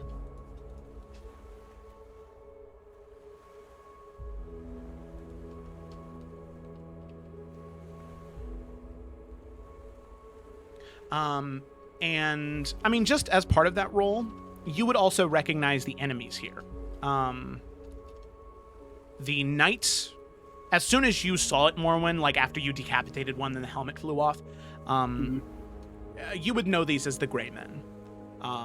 So pale gray skin, although they look sickly once you realize what they are, typically by the time you recognize them, it's too late, as these are sort of typically they're the silent defenders, or the silent attackers of the Dark One. They go into cities where,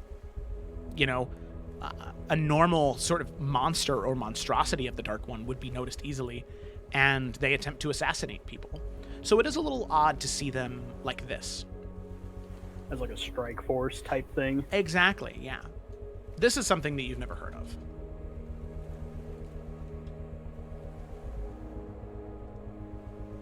Oh, well, that seems a little strange as far as I'm concerned. There's no way of tracking down this stone that you found? I mean, I do have the ability to, when they're close enough, locate objects, but I have no idea where they teleported off to. I mean, I could always try. It could be worth to do sooner than later. And she'll go ahead and cast Locate Object, and there's going to be no pings. It's within 1,000 feet, so yeah. No direction. She just shakes her head and says, no, nothing.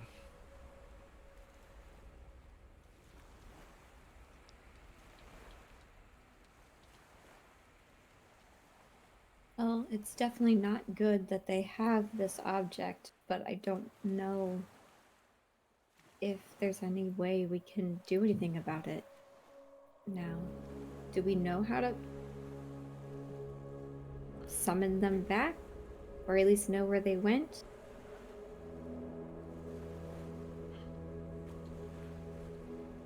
I mean, if they have what they want, then... But it does raise an odd question. If all they wanted was that stone, why were there so many in here? I thought I was teleporting in here for safety. I saw the explosion and I don't know, I thought maybe something had happened, but nothing like this. Ursula's just gonna look towards where Hrothgar is. Yeah, Hrothgar will go ahead and make an insight check. I don't know if that's what you were doing, but he's, I'll do that. Well, no, it seems like of all his shit, like, I don't know if that would have, like, attracted them at least to want to have a look. Yeah. Okay. That's a 19. And he kind of says, well, I'm afraid that you're not the only person they might have been after. You see, I made a career earlier in my life of causing havoc for these individuals.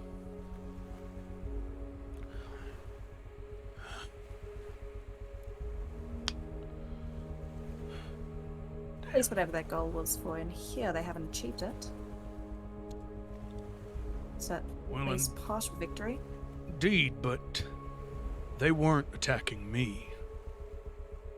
because if I remember correctly, you guys told Hrothgar nothing, right? Yeah, because we weren't sure fully what his deal was, because he's like, I love you, I hate you, I love you, I hate you. He's very bipolar. Yeah. Yeah, he told us to get out, then like slammed my face into a table, and then profusely apologized. He did also dump like a whole bunch of lay on hands in you. That's true. Yeah, and he gave us good bread, so like very mixed sick. Yeah. Basically. So with that, you now have Oriana, who now is starting to get her confidence and poise back. With where when you get that just sort of demeaning, not demeaning, but like less than feeling, and Hrothgar, this massive dragonborn with this currently wielding his sword steel that's just blazing with radiant hot energy.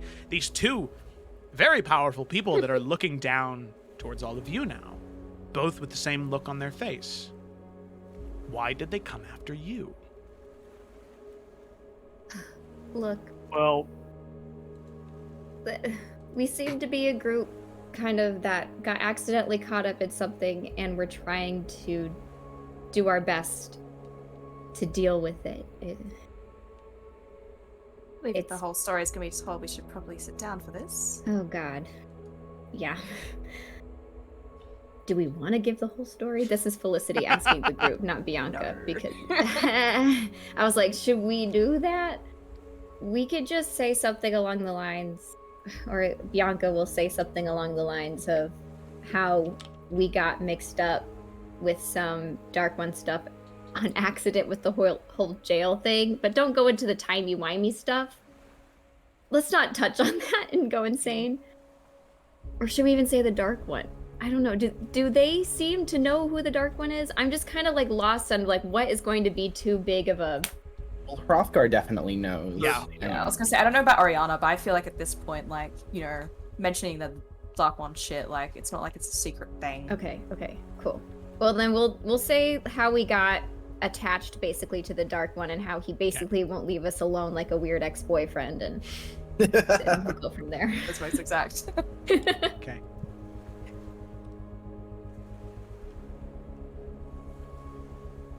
Okay. So Oriana, you can see that as you're telling, she's very intrigued, very perplexed, and she nods, and then she says, I always thought that it was only stories. I'd been to Bromsgrove many times, and I had known all about the Children of the Flame, but no offense, I thought that they were just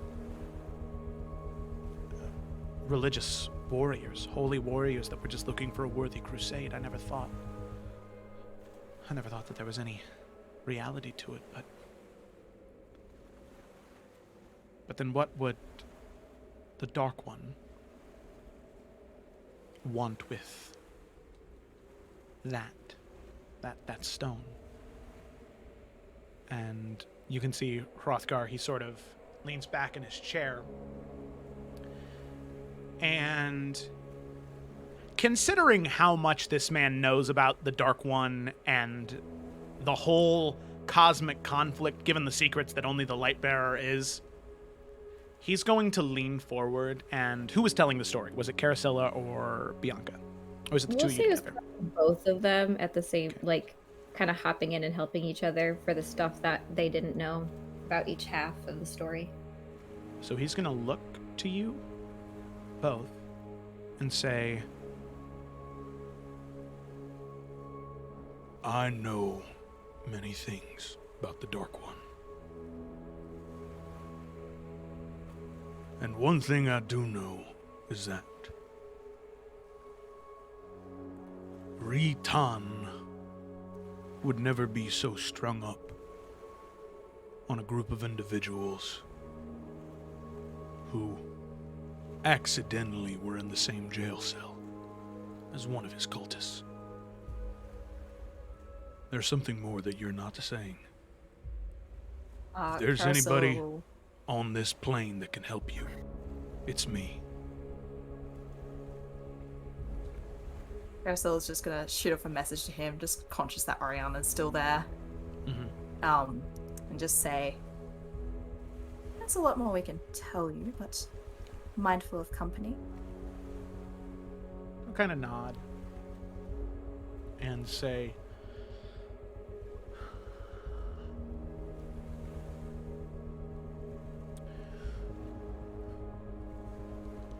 Oriana, it seems as though I forget myself. There is much sensitive information that they may contain, they may have. And I think it may be best for your own sanity if, just for a moment, you step out into my quarters outside. It's warm, it's comfortable, no holes in the wall there. Should you need anything, just yell, and I'll be there faster than you can count to 3. And she takes a look at the room, and she kind of nods and stands and says, well, all right. I suppose then if I could stay at least a little outside of this conflict, I would greatly appreciate that. Thank you for giving me a warning. and she'll kind of nod her head to Hrothgar, and then head out the back door. Door shuts as she heads into his own personal cabin. All right. Start talking. All right. Well, Bianca will spill all the beans, including even the black dragon thing, which is news to, or the part that Bianca played in that, which is news to most of everybody here. So, is there anything else besides the rest of the story and that we should add? I'm trying to think. I mean, I will say Carousel will also give the dates on what happened at Donna's Pass. Yeah, that's good. We'll talk about the 13 with the seal. Bring up the Kalukatho, maybe, Mhm. and the ruins, and how we were led into opening that door with Kyo. And then yeah. Suni will bring out the remains that he took from the future and show them to Hrothgar as well. And on top of but all that, I'm some also new gonna information. I feel just like as it's coming. When Carousel is talking about, I guess, the twin side of the story, as she's kind of like talking about what happened, she's going to mention how they were both in Giant's Bridge, and how one of the Dark Friends that they, I guess, dealt with and executed was a man named Ukad. Ooh. And I guess upon the rest of the party talking about their experiences with Darku, A high elf of the same proportions, the same attitude, the same way of speech, the same tattoos, the same everything, just different in name. Oh god. So it brings me to the question, I suppose, of when you exactly dealt with him, because this was late in Hearthfire. I realize I should have gone this up, wouldn't it? Yeah, 20th of Hearthfire is when, well, Ukad was had his head rolled. So it seems peculiar that he's propping up with you as well.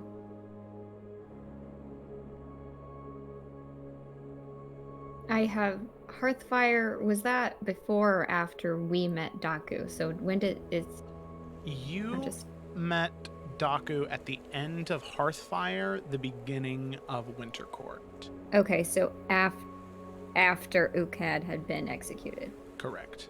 Okay. And then also just on top of everything else, Bianca's gonna bring up the whole Isin partnering with Daku, not Daku, Dark One thing, and that whole thing. But damn about the Ukad thing, wow. Yeah, when that's mentioned, Suni will say, well, when I killed Daku with the vial of fire, of Alchemist's fire, he seemed almost excited to die. I think death doesn't really mean much to him then. Death doesn't mean much to most of these individuals. As he kind of kicks one of the bodies of the faceless men, or of the gray men. His response, if I recall, was a little different. He seemed to mention something about being free. Yeah. That's exactly what he said.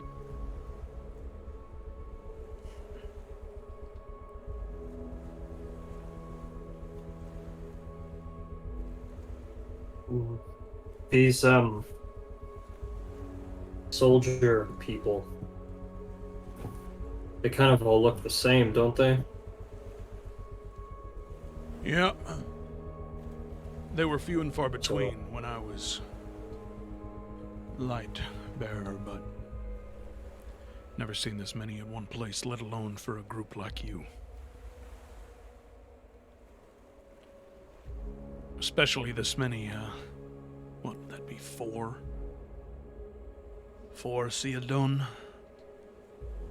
9 gray men. I guess all things considered, it does make sense. All right. So that means Dorian's dead. Presumed, at least. I think it'd be a miracle if anyone else got out of there. I heard of the troops moving, and I almost left. I almost went. Maybe I could have made a difference. I don't think there was any difference to be made. You weren't there, you didn't see it.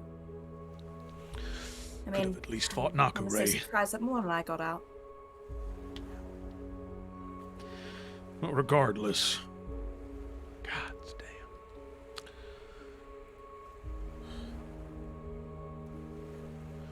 Well, now here's the rough part. See that Temple of Time you want to go to? I've heard about it before.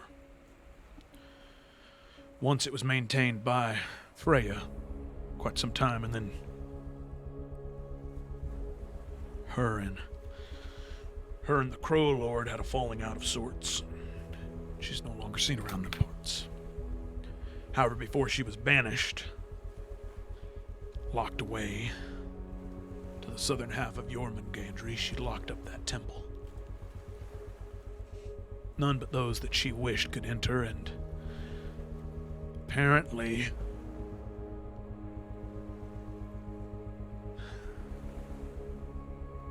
Crow Lord found a way in. Everything that was in there is currently in Tyr's temple.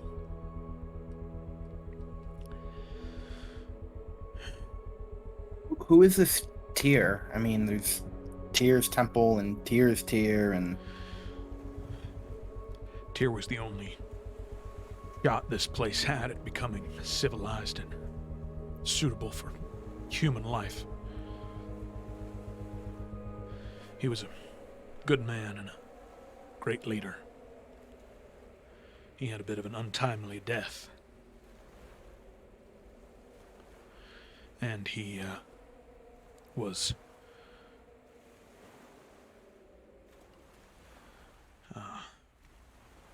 replaced by the Crow Lord. I don't have any proof about it, but light blind me, that bloody bastard killed him, I guarantee it. Don't have any proof, though. Couldn't do anything about it. So, is the Crow Lord... I mean, he's not a good guy based on what I've heard, but, like, is he assisting the Dark One? See, I don't know about that. Crow Lord, the All-Father, whatever you want to call him, he has his own way of doing things. He would never and will never bend a knee to anyone. I can guarantee you he will never serve any Dark Lord, or any Lord for that matter. In fact, that was part of the issue, is Tyr was willing to make partnership and make peace with the Council of Yggdrasil. The Council of Yggdrasil built Fjardeleth. It was taken over by Tyr and the Crow Lord together. And Crow Lord was meant to fight the battles while Tyr was meant to govern the people. And I presume that when Tyr proposed joining forces with the Council of Yggdrasil, thus making him the Lord of the Keep, and Crow Lord just some type of bannerman, didn't like that. Problem is, getting into the temple is under lock and key by the Crow Lord and his trusted few. He has 3 sons, and whatever honored guests he chooses to allow in there. I served Tyr. I fought with him. I know ways into that temple. just need to get there. Make sure that the old ways are still clear, and I could get you in there. Get you in there and die trying. Well, and then I'm assuming we added the part about how we got the boat, right? Or did we stop before then? It's up to you. Say that again, I'm sorry. I said it's up to you. I feel like at least now Bianca would bring it up and ask, who would that man in the sea have been? Would that have been the Crow Lord or one of his sons? Because he might want to assist us if he's done it before. Maybe. I don't know, the enemy of my enemy is my friend, so that might have some application here, but I don't know.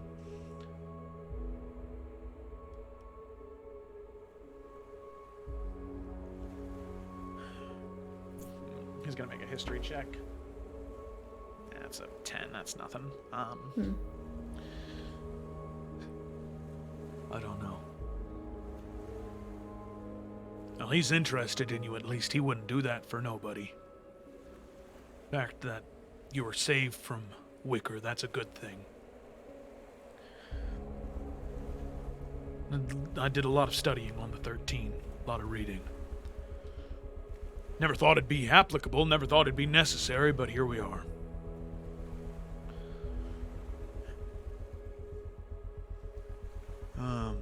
Have you...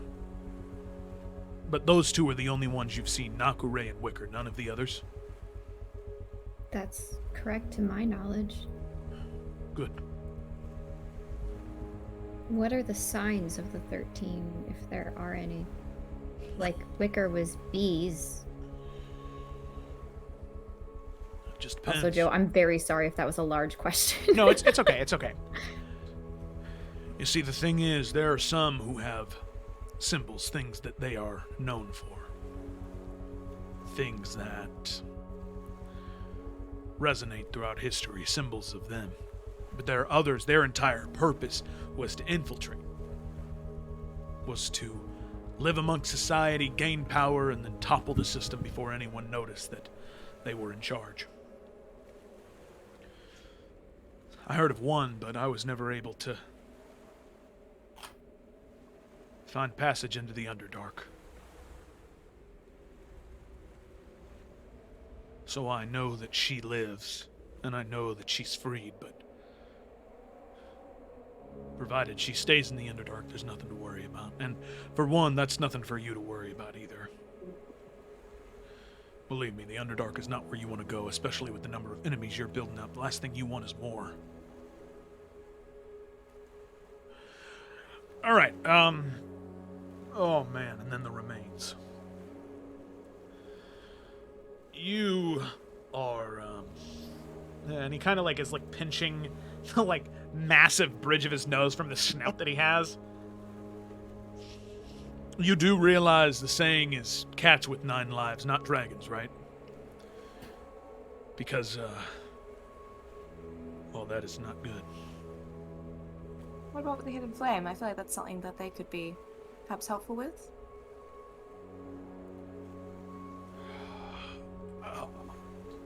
Yeah, you might be right.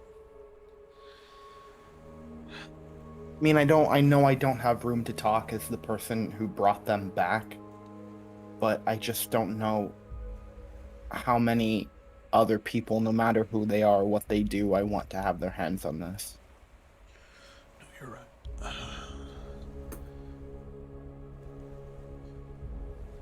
And I don't want anyone to die because of this. No, you're right. There's, oh, gods. Old friend of mine. It's in the Hidden Flame. When I departed, he said if I ever needed him, gave me a scroll to contact him. Could be dead, or he could be alive still, I don't know. But that seems like a good enough reason to contact him. Who is this friend? His name's Solvis. Him and I fought a great deal of battles together. one of the most trusted people I knew in the Hidden Flame. High Elf. Purple Eyes. Completely trusted then? Just kind of looking towards the rest of the body. I trust him with my life, and I had many times. A high elf with purple eyes, you said? Correct.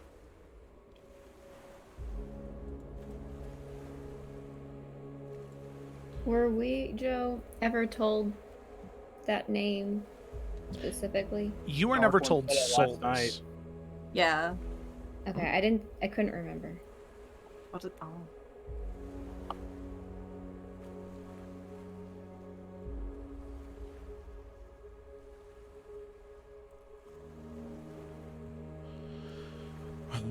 Let's see what else is there. Was there anything I missed? Just real quick, out of the things that you presented, I want to make sure we hit every beat here. There were a lot of questions and I wish I would have asked to have them put in the chat because that would make this a lot easier. Yeah. But Does he know anything more about the Black Dragon? Or is it just that it happened? No. He says, oh, and the Black Dragon, that's right. See, I had hoped that one, above all things, was just a rumor. And a true rumor, just somebody spreading lies, trying to tell a good story. You know, bards tend to do that sometimes. But it seems as though there's a little bit more to it. Shadair Tan, the great mount of the Forsaken. That dragon was ridden by one of the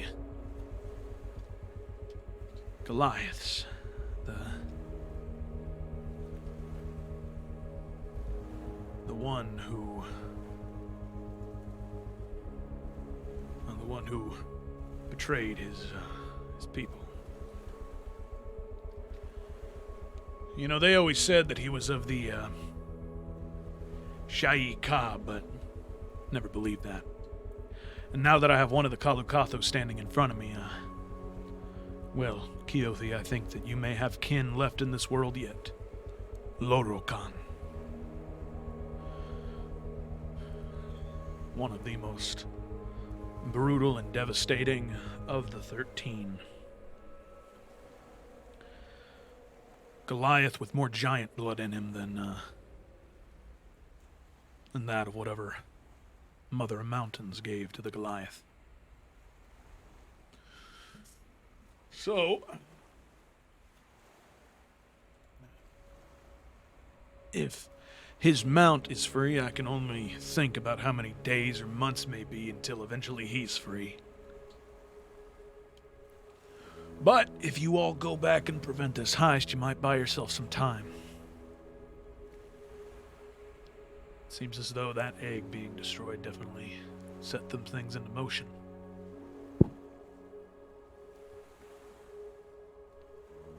So if we go back, fix the egg thing, but not far enough back to stop from releasing the dragon, do we still have to go stop that?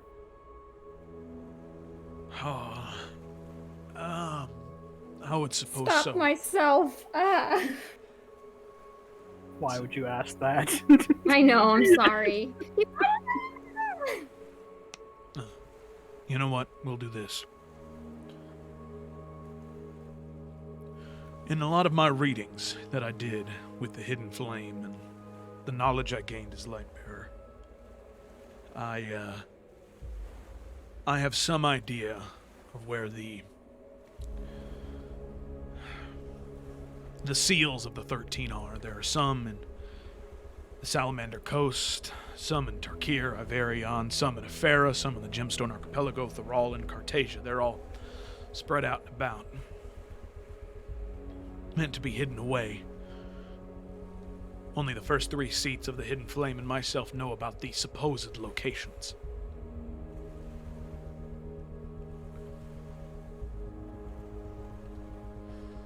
But, so here.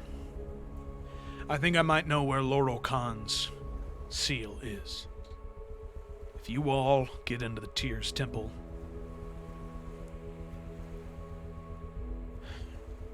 if there is no light bearer in Bromsgrove right now, as soon as I get you in, I'll make my way there. And I'll make it my mission to hunt down that dragon. Because I don't mean any offense by this, but if the Grey Men in the Sea of Dune were able to do as much damage as they did, and I promise you I mean no offense, but you don't stand a chance against that dragon.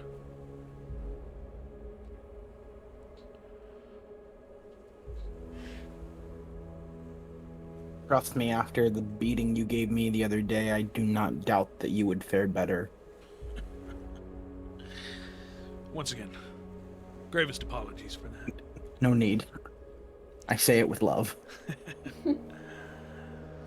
Well, also ask if you're going to Bromsgrove. And, well, I suppose it's probably best in your hands as well. We were given a letter by Dorian. We went to deliver it there before I guess we got swept in all this. We perhaps might have opened it, not expecting to actually be there, and thought that the information was better known than unknown. But I don't know if you'd be able to read it yourself. Didn't have any apparent text to us. did Dorian write this? Yes. Let me see it. And he takes the letter and he opens it. Nothing there. Now, you see, I learned a way to do this magically, but... And he pulls his sword out and he sort of taps the hilt, or the pommel, onto his leg. And there is this, the sort of diamond embedded into the pommel begins to glow white. And he sort of uses it almost like a magnifying glass. And puts it over it and says, you see, nothing there because Dorian liked to do things the old-fashioned way. I'll be right back. And he sort of stands. The gold dragonborn moves over to a small pantry that's not destroyed, takes out some lemons, cuts them in half, sort of squeezes them very lightly over the area, and then just sort of exhales onto it, being a gold dragonborn, fire being his sort of element, and text appears. Hey, Dorian's old school. And he says...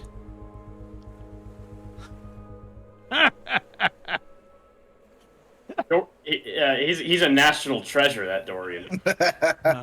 Oh, fuck. I knew. Fat lot of good this'll do you. Looks like two of you are some of the best senior kindled that have ever walked this plane. Didn't even know the mission and you already completed it. And he kind of tosses the letter to you. And the letter says, find Hrothgar Damodren in Tyr's Tyr, located in the Fractured Peninsula. I mean, we have been told that we're good at our job. Damn good indeed.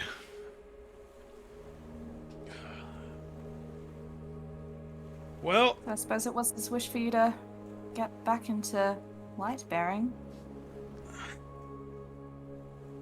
I'd really prefer not to, but I guess my mission was never done.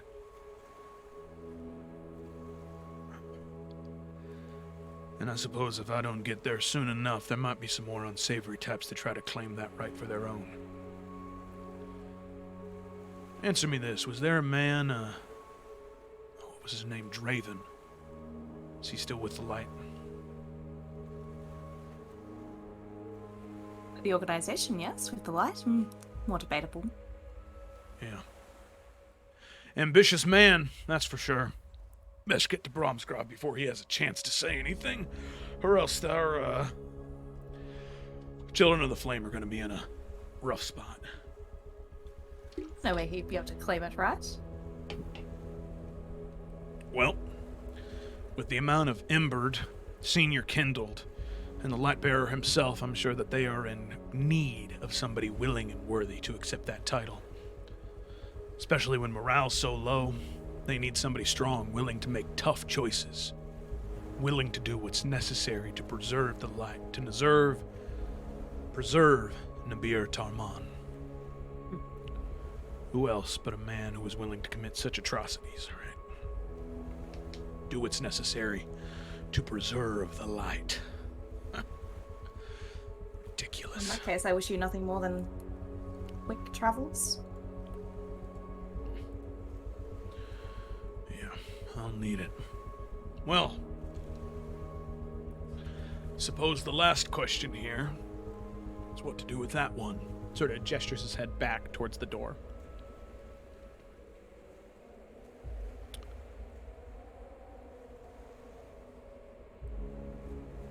You think she can be trusted? Entire time She's I was... someone that will look for gold rather than honesty on things. Exactly. I feel like it'd be a better idea to just let her go off in her way without giving her too much more. I mean, from what it seems like, she doesn't want to get herself involved in anything else. So if there's any way to just, well, give her an early retirement, then, in my opinion, that seems to be the best way to do it. Well, see, problem is, there's only one ship on this island now. And that's yours. So, could leave her stranded.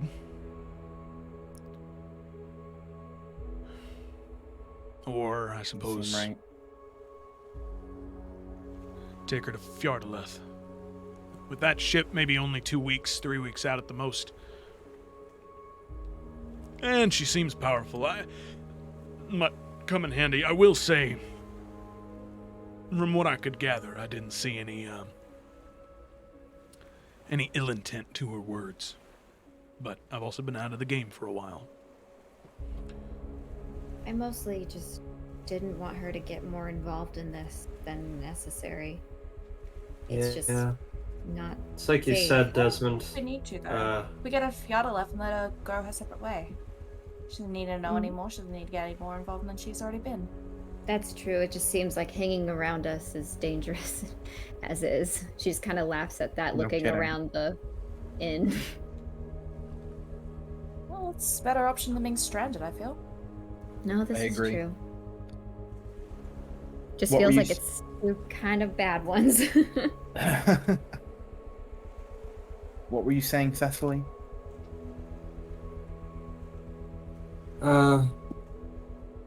Just saying what we've been saying from the beginning. More people get involved, more people die. Mm-hmm.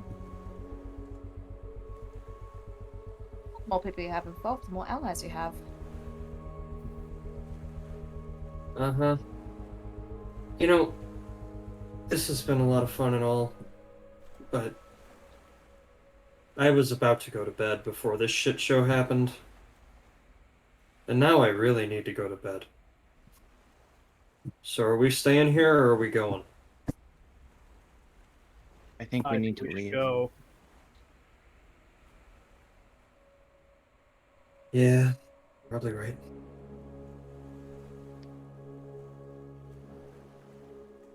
Here, Cecily, let me help you out a little. Sunny will walk up and place a hand on Cecily's shoulder, in a very cool forest green color kind of emits from it, and little vines kind of wrapping around some of the wounds on her that kind of sit there and heal up and then fall down, and I'll pump in 10 points of lay on hands into Cecily to juice her up a little. Hey. Yeah, she's a little weirded out at first, but then she'll feel the healing energy and just... Yeah. Oh, you can do that now. I think Okay. I always could, but... This nice forest bath sensation, the sort of Hell yeah. Forest misty... bath. Bringing it back. Yeah, there you go. All right. Laying on hands, also known as laying on forest bath. Yeah. Bah, bah, bah. So, Hrothgar will say one more thing, and he'll say, So then, I suppose there's one last thing we need to handle here. and he taps on the remains in the glass jar. Do you want to carry those with you, or do you want me to contact Solvis? Stoonie's gonna shoot a look towards Cecily. Because of the mention of a high elf man with purple eyes. I'm not sure.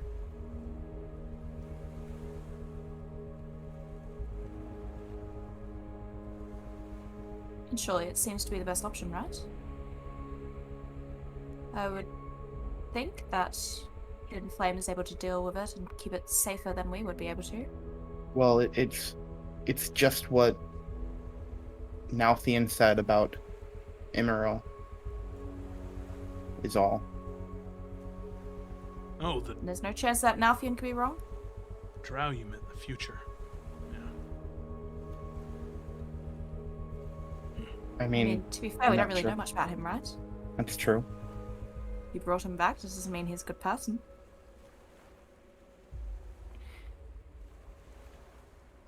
What did you say his last name was?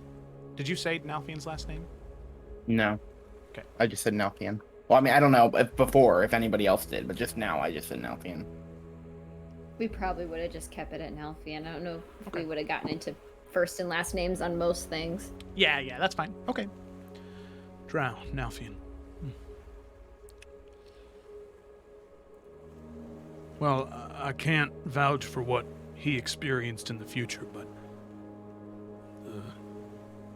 Solvis I know,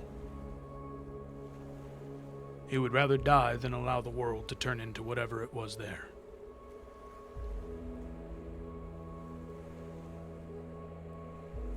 It's what I want to think. I'm just not sure anymore.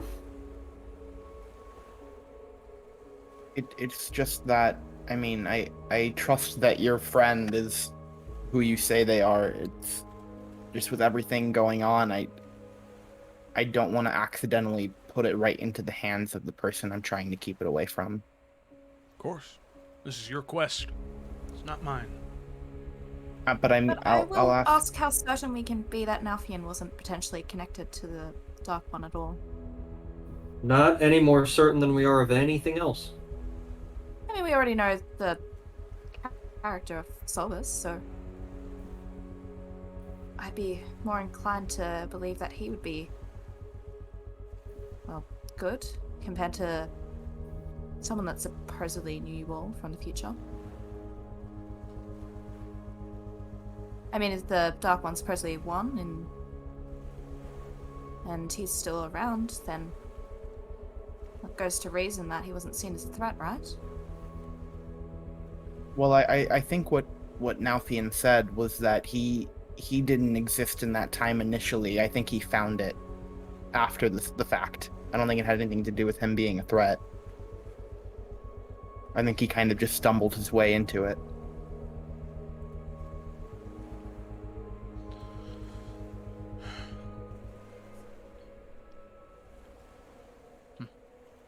Do you know anything, Hrothgar, about what did he call it? Dunamancy? Yeah, time magic.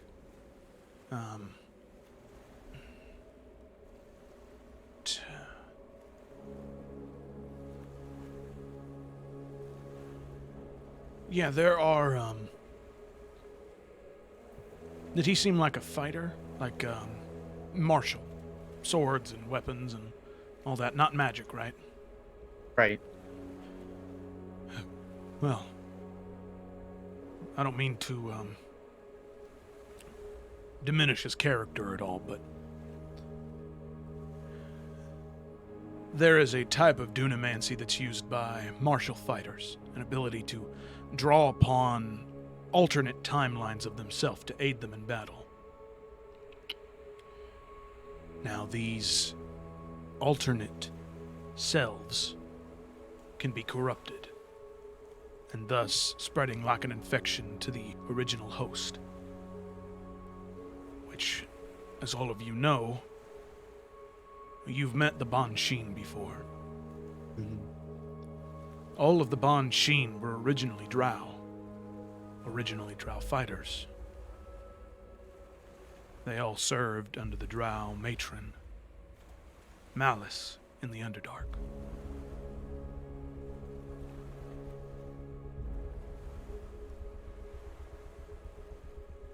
Now I'm going to ask you a very specific question, and if you don't know it, that's all right. But I want you to be honest if you do. Nalfian's last name, was it Baynir?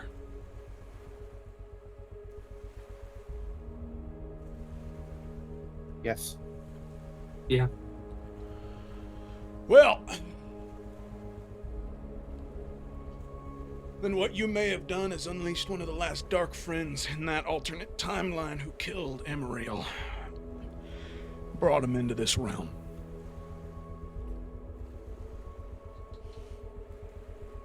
What?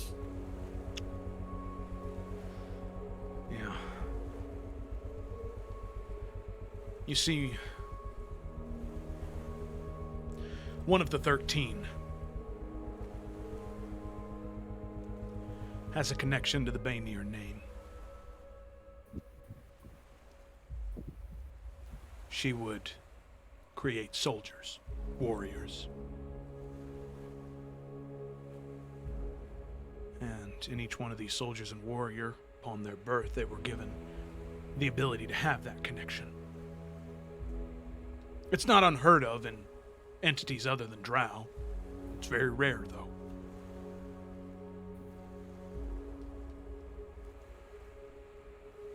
Every single one of those Echo Knights from the drow that I know of,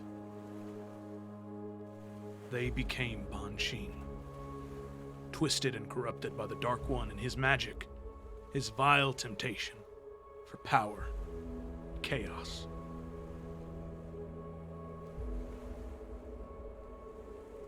And I understand that seeing your own graves and seeing your own death laid out in front of you can be fairly traumatic. It can cause you to think a certain way.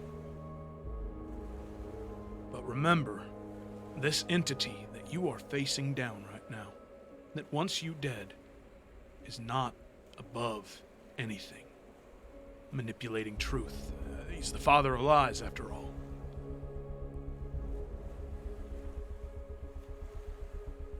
In fact, many times we're dark friends, you'll have them in spells like a zone of truth, for example. And what they say is truthful. But what you hear is what they want you to hear.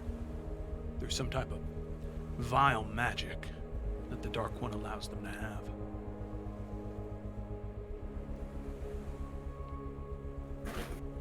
So I don't know.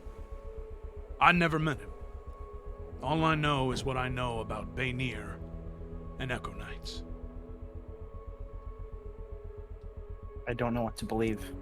Well, if he's a dark friend and we were so vulnerable and just the situation itself, he had no reason to give us all that information to connect us with him in his present day and his allies who are also trying to fight the Dark One. They found out about the Dawi.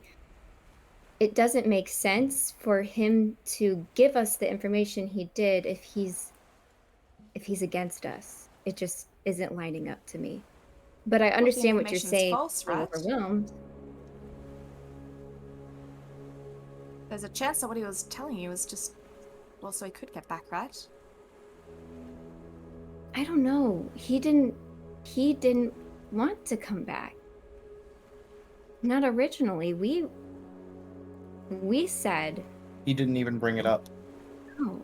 We were the ones that said it'd be better for him to talk to himself to help get him off the path of darkness. Because he told us about that. And he wanted us to do that, to meet present Nalfian and fix that. What if there's a chance then that he's got it wrong? I mean, there's I mean, always if a his chance of intentions that. are as, I guess, on our side as you seem to think they are, and I his do. actions are backing it up, then perhaps he's gotten the wrong info. I mean, I talked with Eurydice, and she even, I mean, I don't know, I just got a good feeling. And,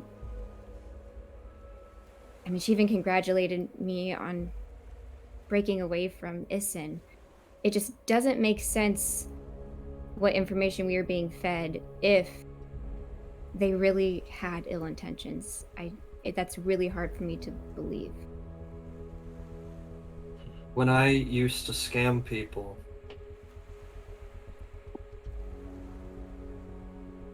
it's best if you let them get to the answer you want them to get to themselves.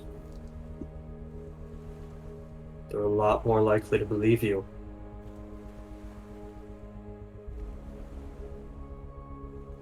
I really want to think he was wrong.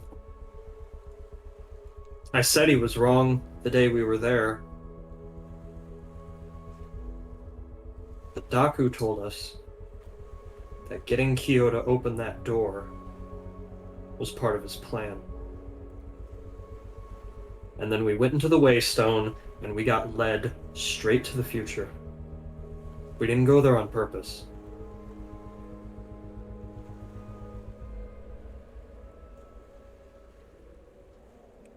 I'm pretty good at lying, and if this person really is the father of lying, maybe it was all one big game. Hey Joe, I have a question, and I don't know if this will make any sense at all. Like most of this conversation, probably not, but that's okay. So Hrothgar said that they used a type of magic in which they would say something that was truthful, but the magic would twist the way that we interpret it or hear it. Correct. Yeah. Can I try to, and probably not very well, because I don't have a great score for it anyway, try to like maybe roll a history check to see if I can push through a barrier of that magic and see if I can reach something else that Nalfian may have actually said in the future? Does that question make any sense? Yes. Sadly, that would be like...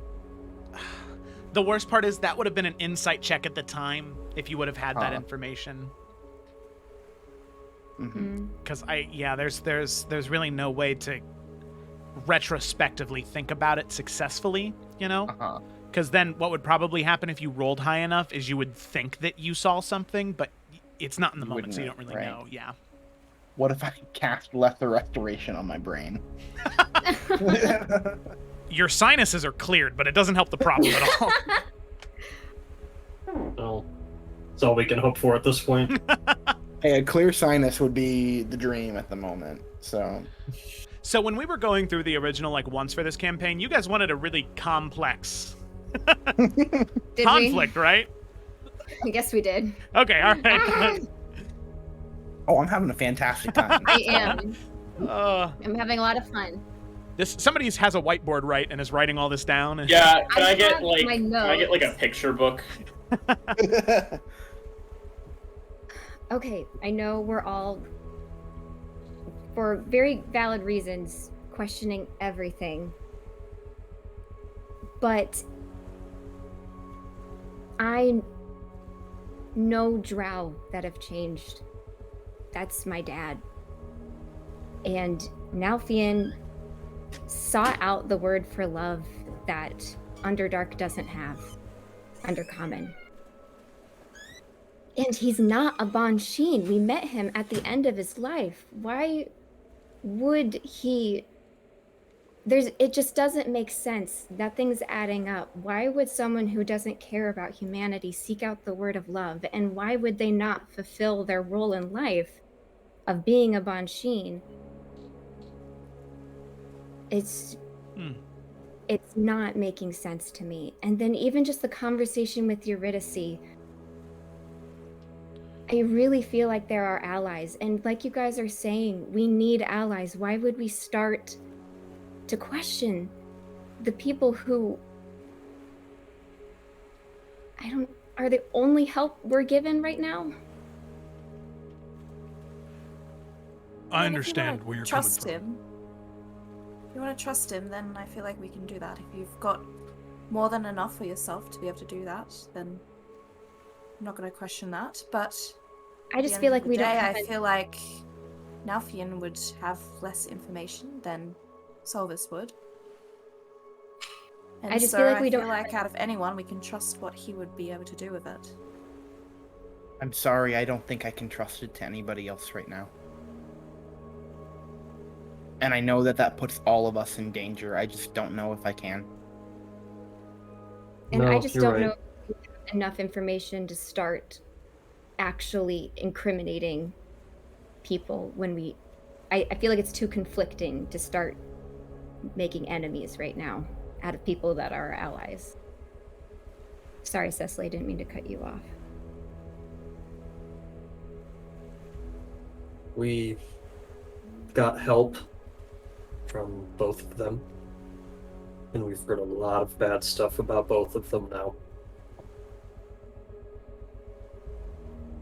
Doesn't matter.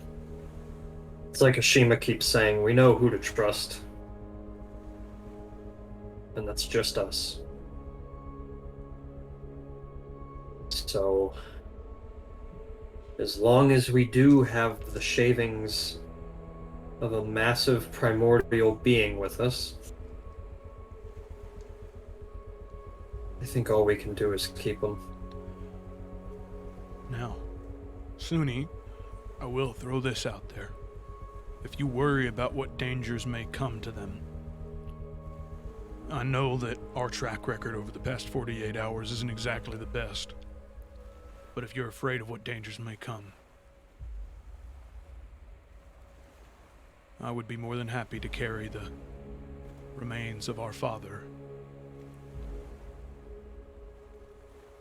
and protect them from whatever evil may come. I'm gonna take a second to look kind of from everybody in the group, just kind of glancing, making eye contact with everybody before saying,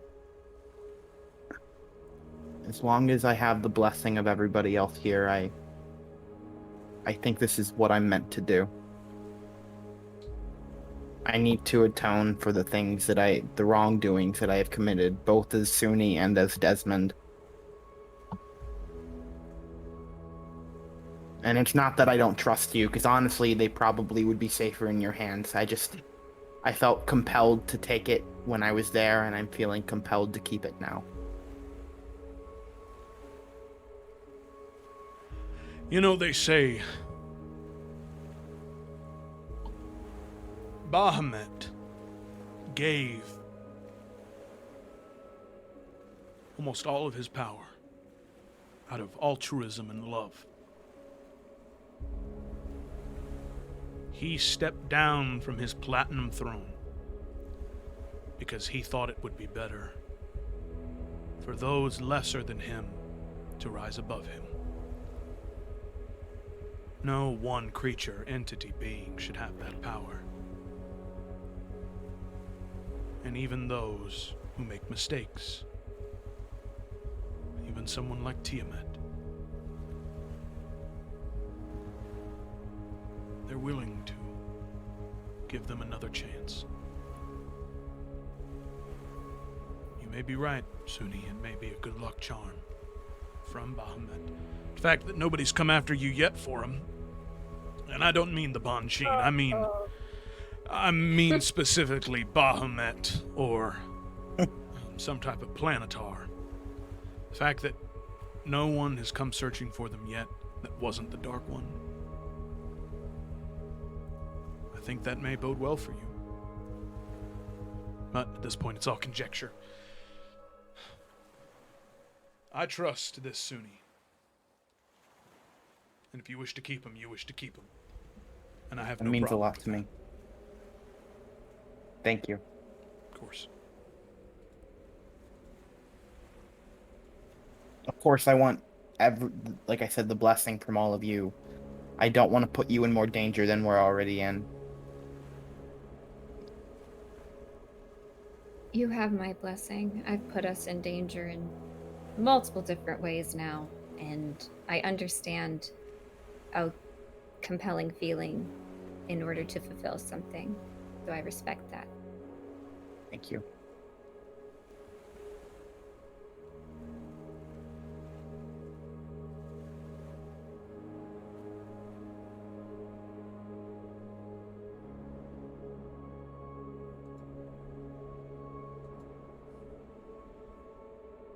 Okay. Now that just leaves the issue of the lady outside.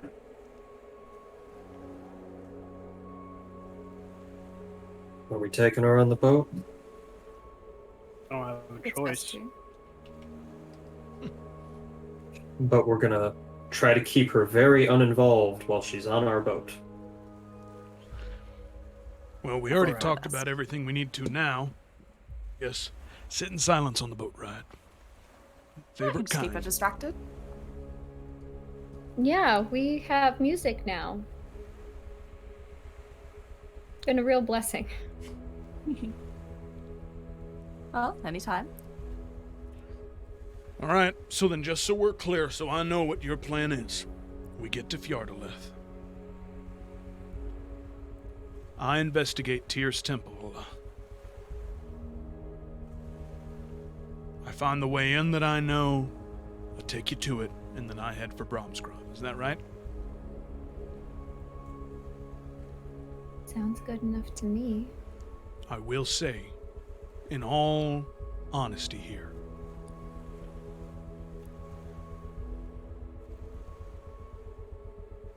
two things.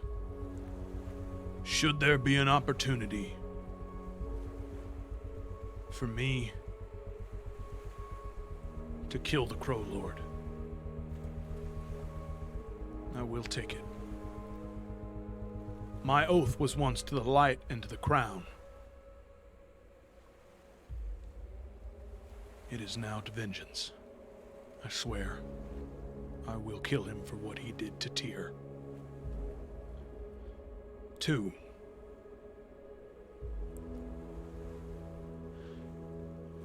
Should things get messy, should dark friends arrive, should monstrosities show their face in that temple, I'm going to take the scroll to contact Solvis with me. Regardless of how you feel about those remains or anything else, he spent his entire life fighting Shadow Spawn and Dark Friends. If things get too bad, I will use it to contact him. I won't throw my life away, as the Children of the Flame need me. But if I sense that I can accomplish that first thing and get out with my life, or I'm afraid that I will lose my life because of the Dark One, I will call upon Imariel. These two things you can't change my mind on. I just want you to know them as we go into this. Forgive me, I'm not so much trying to change your mind, but would it really be a good idea to eliminate someone that's ruling a city? I feel like there's enough chaos already in the world. Evil is evil. Even if Odin, if this Crow Lord promises to fight against the Dark One, the entire time he's doing it, he's going to think of ways to stab us in the back. Take the power that I have as Lightbearer, or any of the power you all have, thinking he can take on the Dark One himself. They're members of the Council of Yggdrasil. If the Crow Lord dies, Freya's curse may be broken. The 4 of you know her. 5 of you do. And I think you would all agree with me that you would vastly prefer her to someone like him.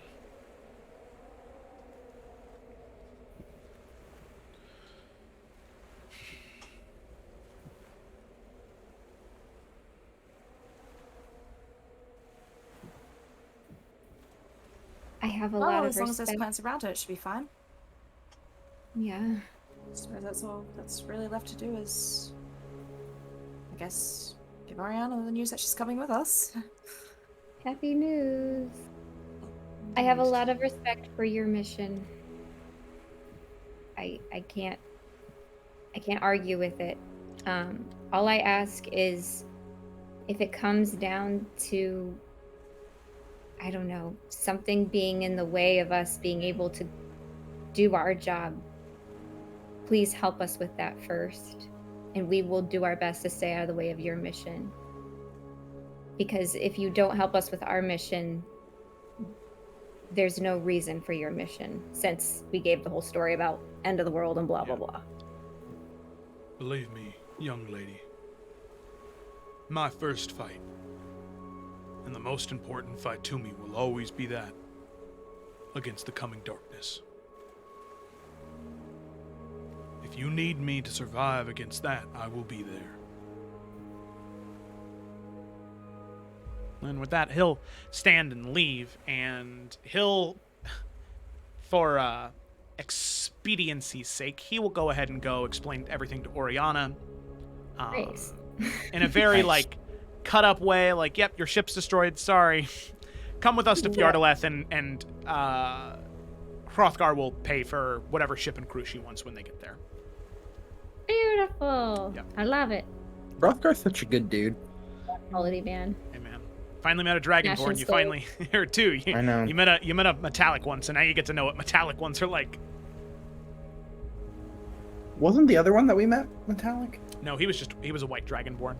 Oh. Yeah, and he was Chromatic. Yeah, he was chromatic, and he wasn't evil. He just wasn't great. You saw a wounded wolf, and he was like, kill it. Yep. Yeah. Yep. I thought he was like silver for some reason. Silver too in my Oh it's yeah.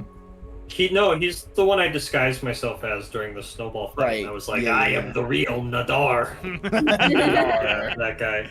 Yeah. That guy. I have a question, just because I asked this about Nadar and I haven't thought about it yet. Does Hrothgar have a ring that's similar to mine on his hand? No. Okay. Okay. All right. So, with that, Come sail away. Come sail don't sing away. that. We'll get taken down. Sorry. Oh yeah, I'm sorry. It was so on pitch and in key too. So. The instrumental was there as well. That was crazy. All right. So, with that, Oriana comes out, and she very briefly says, Well, regardless of what your mission is when you arrive in Fjardeleth, I'm very thankful that you would take me there, just so I can get my feet back on solid ground and a ship and a crew. I think that, for the time being, my dungeon delving career has come to a rather immediate halt. I promise you, if I can be useful on this journey, I will do everything I can to give you my thanks for saving me. Thank you. and with that, you all make your way from Tyr's tier back to the ship, and you start your sailing. So, what we're going to do here is, you guys are at the point, where this campaign is less about survival and travel and is more about getting to the place. All right. So it's safe to assume Keothi as a cleric can prepare Goodberry, and she can just do that during your travel, because you have about 3 weeks of travel here on a very small boat, very clustered together. So Keothi will provide good berries to everybody. She'll use like 2 level 1 spell slots a day, and you'll be good. You won't have to worry about food or water. You'll get all of your nourishment from that. You'll be a little sick of good berries come the end of the 3 weeks, but you'll live. All right. During those 3 weeks of travel, each week there is something that happens. So we'll go ahead and move to the 1st of Frostwind for the current date. Now, during that first week, are you guys just kind of sitting in silence as you're going, or having just like little conversations about the different islands you see and all of that good stuff? At some point, Suni wants to have a conversation with Hrothgar. Okay. but that doesn't necessarily have to be in week 1. Just at some point. Yeah, sure. So, yeah, we'll go ahead and do that during week 1. We'll say that at the end of week 1, on the Day of Heroes, which is like pretty much New Year's Day, Suni's just sort of arms over the railing, just sort of looking at the ravens and crows and thunderbolts carved into the ship, just sort of with disgust as you approach him. Hrothgar, do you have a minute? Yeah. What's going on, Desmond? I just wanted to ask about, before anything else happens, what do you know about this other Desmond? Or the real one? Well, stop you right there for one. You're the real one. Oh. You are... Wait, sorry. I thought you were saying Suni. That was my bad. But, Desmond. Right, okay. Yeah. So confused for a second. No, you're good. You're good. You're both. No, okay. The Desmond O'Malley that I knew, there's little information about him.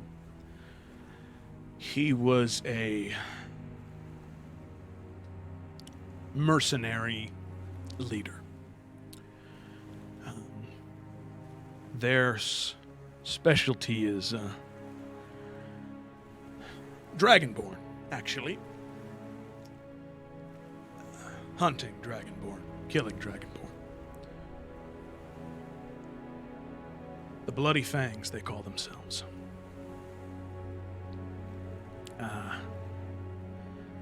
They hunt down Dragonborn. Doesn't matter what kind, chromatic, metallic, gemstone. Harvest the scales and make armor out of it. They take the skulls and wear them. It's gruesome. I think I may have encountered them not too long ago at one point. Some of them are a little bit more, got a bit more fervor. The further up north you go in Bella Clara, the more aggressive they are, at least in terms of what they do. I'm sure these ones were yelling at you as they were approaching, weren't they? Yeah. Yeah. South you go, once you get into the wilds, maybe Wild's Edge or River's Pass, or even the mountains down there, it's less of a screaming at you, trying to incite fear, and it's more fall in a trap, net catches you, you sit there for 7 days starving till you can't fight anymore. They cut you down, throw you in a pit with a wyvern or a wild boar, make you fight it, save you right before you die, and they put a weapon in your hand. Desmond will drop down and he'll fight you. Fair fight, he calls it.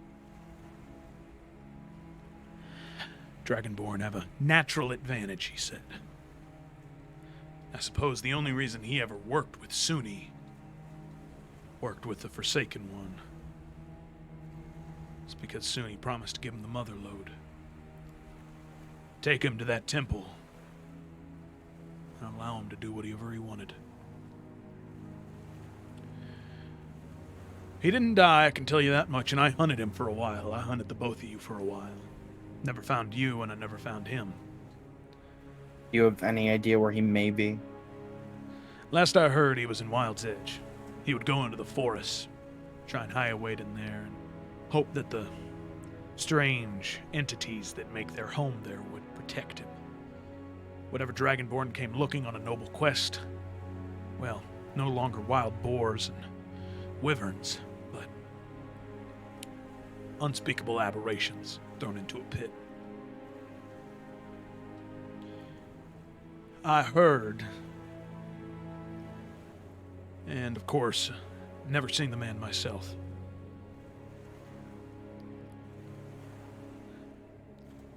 Heard he was a bugbear.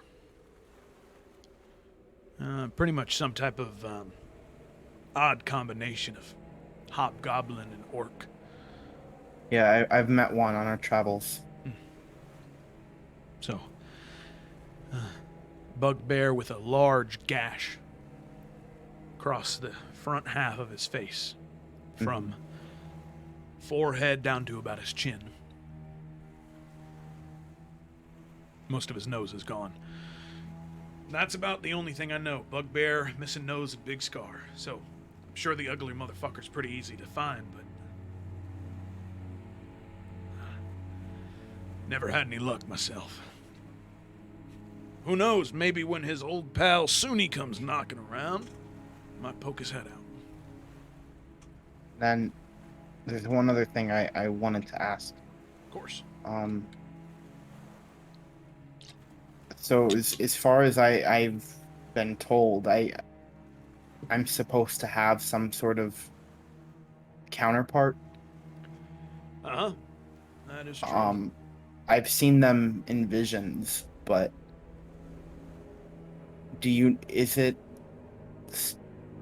I don't know if you would know, but if I'm generations of reincarnated Sunnis, is my counterpart the same?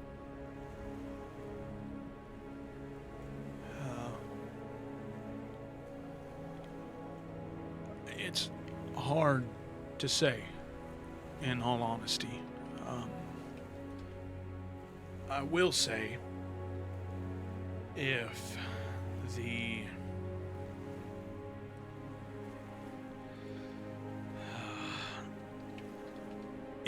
the stories are right, if the rumors are right, and I don't put a lot of stock in rumors,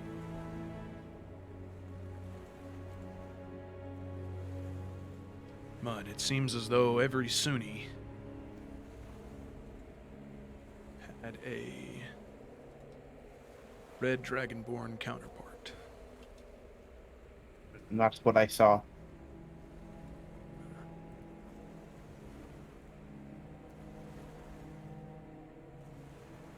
Is there a way for us to know where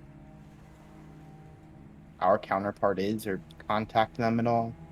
All I have is this ring, and Sunni will show it and say that I assume that this ring has a heartbeat to it, and I can only assume that it belongs to that red dragonborn.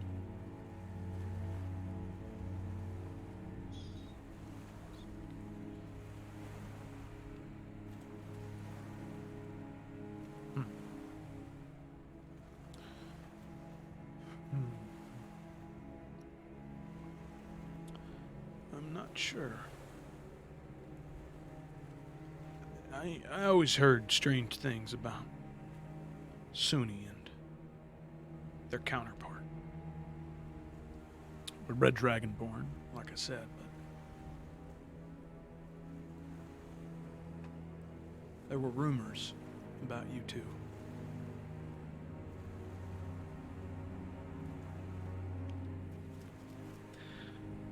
That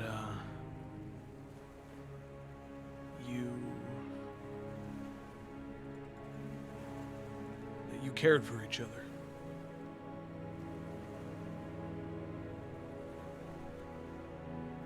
And maybe there was more to it than that, but both of you had been reincarnated time and time again by Bahamut and Tiamat. No one knew why. No one else had ever been given that same fate of the Dragonborn, and suppose you two might have shared a bond that way.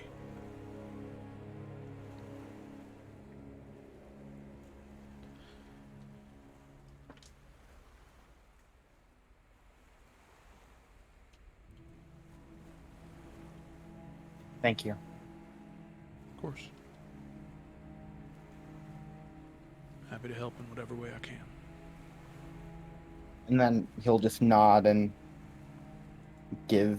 start heading back to where he came, I guess. Okay. Not sure what to do with all the information he just got. Okay. Sounds good to me. So, you step away, and we'll say that maybe another day passes. So we're now on the 2nd of Frostwind of the year 1908 AC, after Calamity.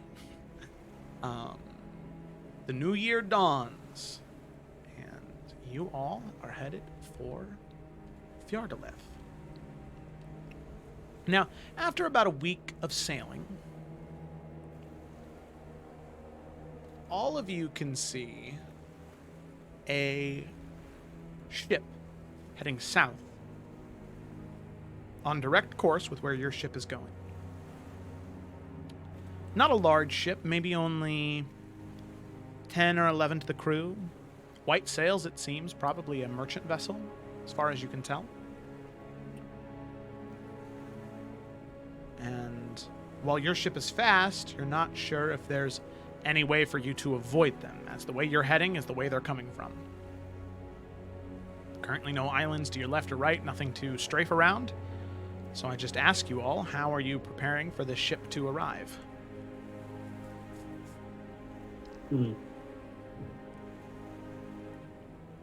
Can we just pass them, or do we have to, like, meet? Hard right and go around them.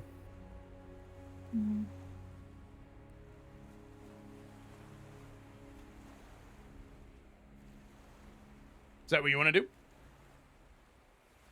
So can we just... boat. let's just, like, pass them at a gap? Are there any, like, recognizable sails? I mean, I assume you wouldn't know them, but for anybody else, are there any recognizable sails or, like, insignias? Just plain white. Common of, like, merchant vessels. Is Oriana getting any red flags? She probably sailed more. Maybe, I don't know. No, she just kind of looks at it, and I mean, she just says that in these parts, most of the time they let traders pass, just because why wouldn't they? Trade is good for the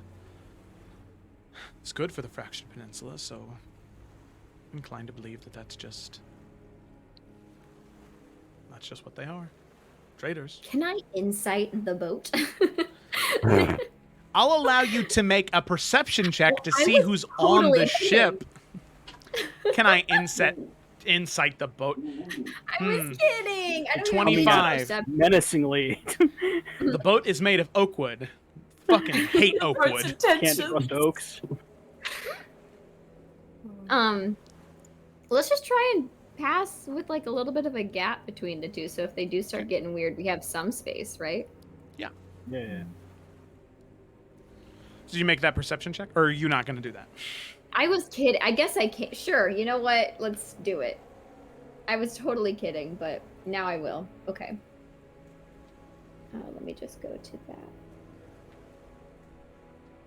Perception. And it is a good old 10. 10? There is a crew on that ship. All right, people are on there. Gotcha. People are on there. Okay. So at about 8, 9 a.m. on the 2nd of Frostwind, you continue on your way. You travel, and as you get closer to the ship and you take that hard right, you can see that the ship turns with you. Oh. Seemingly trying to intersect your path. So, for those who've sailed, is that a good or a bad sign? And it intersect our path? They I are. don't know. Do they need help? They are attempting to get in your way, to not Oh, allow you to okay. pass. There you go. Not Let me be a little bit more transparent. Sorry. Look, Felicity doesn't sail, Bianca doesn't sail. There's no hope here. I mean,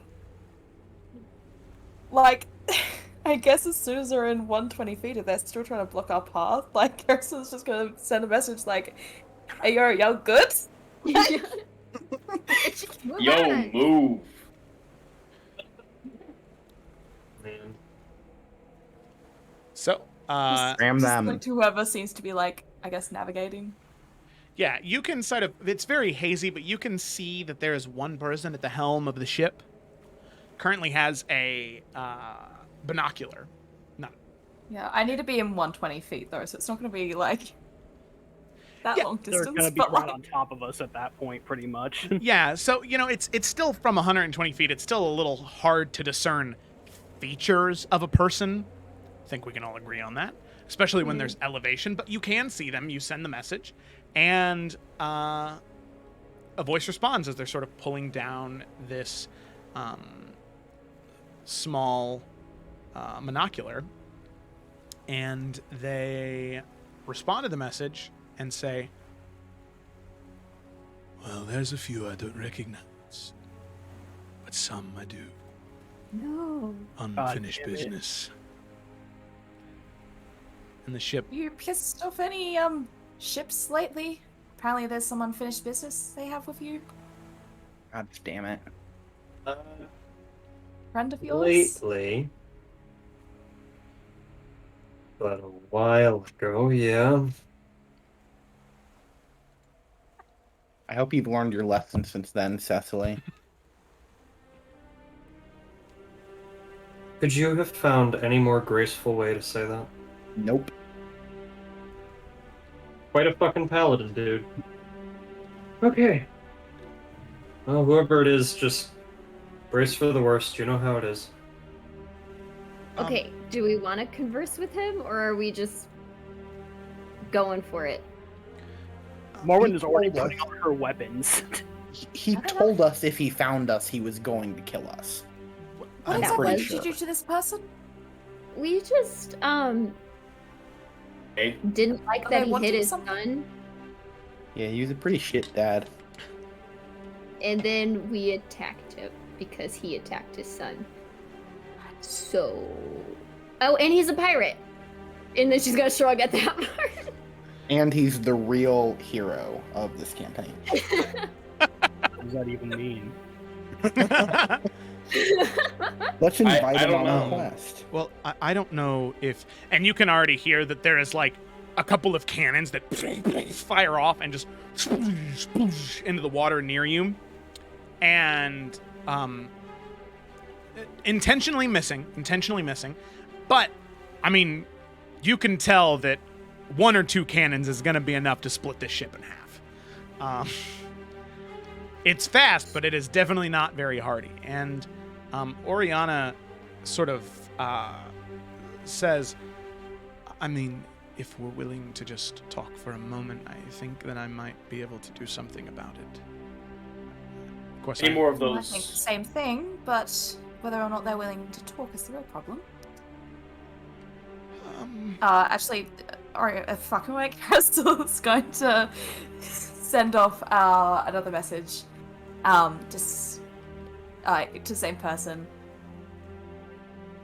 We're not here to cause you any harm. If we're able to talk, I thought that could be a beneficial option for all of us. Oh, we'll talk all right. And then, a promise made is a promise kept.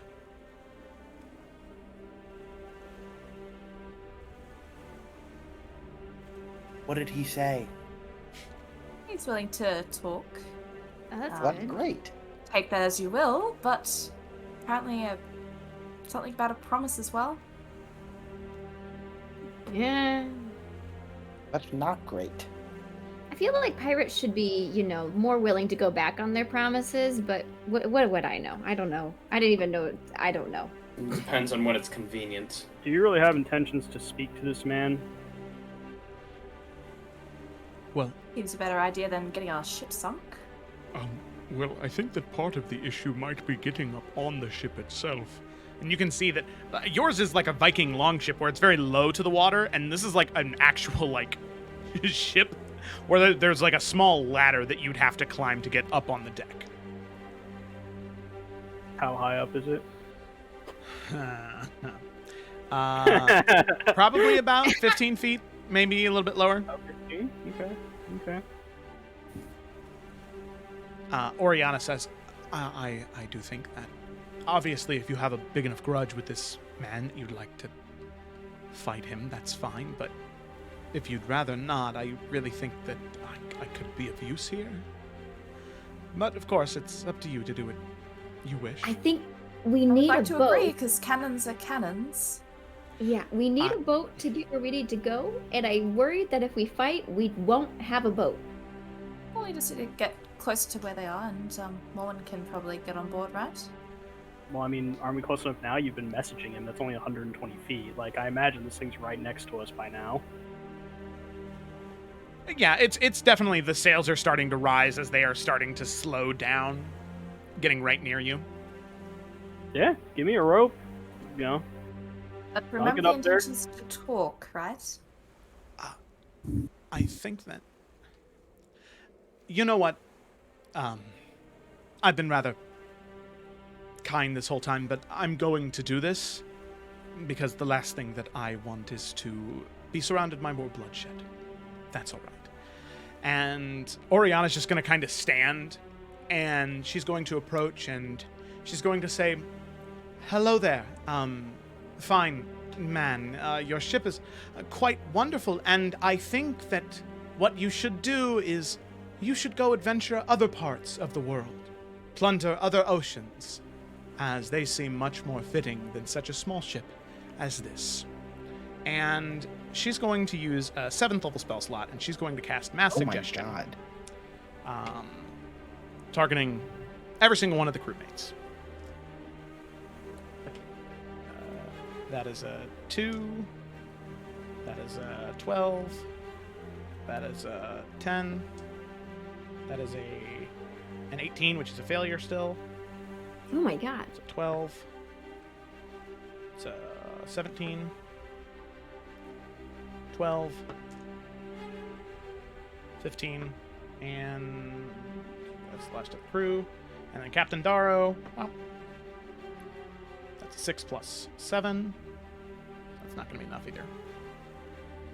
And you can see Captain Darrow just holding the the side of the ship, just ready to say something. You will. Well,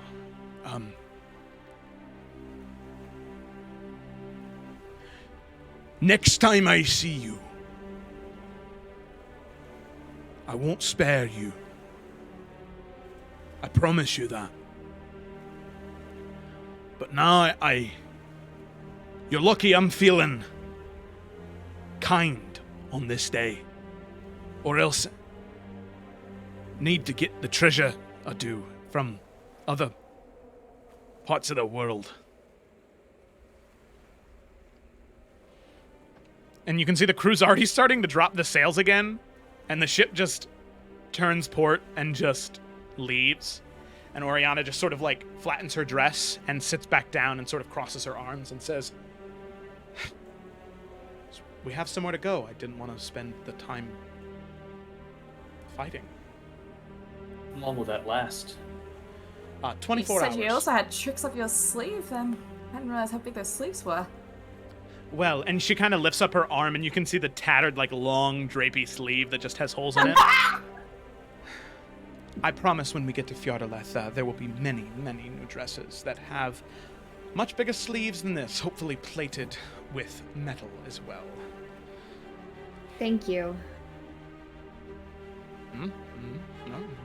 No problem. Believe me, that was just as much for me as it was for you. But, of course, I'm happy to be of aid. Of course, it's the little things I can do to show my thankfulness for your allotment on this journey. I will say, the next time you see him, I don't think I'll be with you, so you'll run into a problem there, but by that time, I'm sure that, that'll be a non-issue. Let's hope. Just, you know, one of the enemies on our list of many, so it wasn't too surprising to find him. Of course. Well, ever onward. And she'll just kind of like lean back and just look out onto the ocean again as the ship is just sailing away. All right. That's some good news. All right. Here we go. All righty. So, as I- the second ooh, week okay. happens, I was just going to say, as the second week happens, anything going on there? Yeah. Cecily is gonna try to catch Suni at some point. If there's ever a moment where it can just be like the two of them kind of away from everybody else as much as possible. Yeah, sure. Say that. That's definitely possible over a week. Yeah. I want to say it's like a couple days later, so the anger is not fresh. But she's gonna find him at some point and just, hey, What's up? so of everybody else here, you're probably the other one who knows what it's like to have abilities show up, not know where they came from, and not know who you are and what you're supposed to be doing. I'd say that sounds pretty accurate. So why aren't you able to get off my back?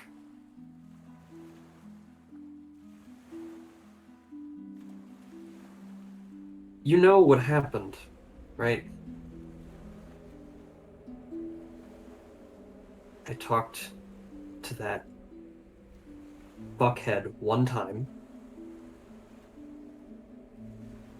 I was trying to trick him.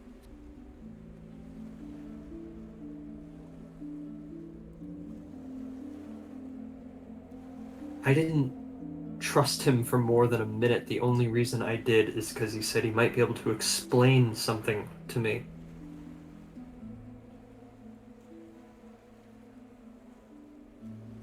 And, you know, the guy who felt compelled from the forces beyond to take shavings off of a 3,000-year-old dragon skull maybe shouldn't have much judgment for that.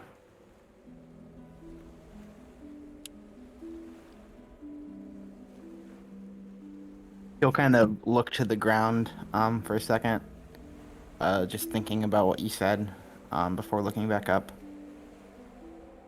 I'm sorry. I don't want to try to say something that sounds like an excuse. It's just I think what it is since he left, it's felt like sometimes, I mean, the only person I really feel connected to in that way is in a similar way as you. You know, be the longest and with the three of us, and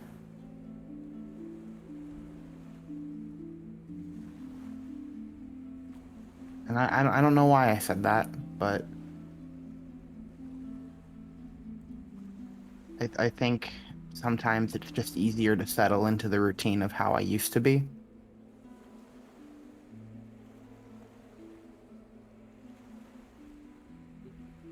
But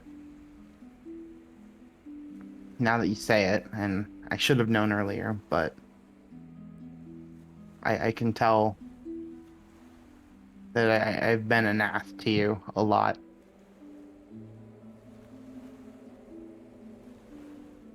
And I'm sorry. You're right, I have no room to judge or to make fun or anything like that. I want you to know that I don't really think that way of you. Like I said, sometimes it's just easier to let that be the connection I have.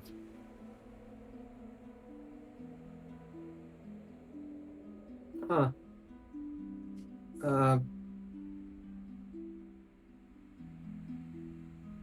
Okay, this went better than I expected it to. And she's kind of like, you know that thing where people were like ready for a conflict and then it doesn't happen and their shoulders slump? They're like, huh. Like that, yeah, she's just kind of like, okay. I'm trying to be more like him.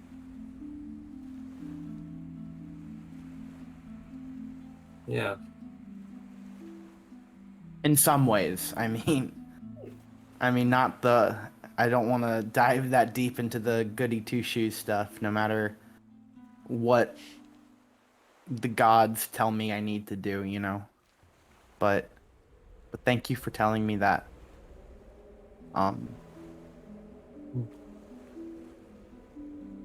I care for you a lot, Cecily. Well, okay, whoa. She's kind of just pace around a little bit. Just okay. Right. Just gonna put this in a box. Put it away.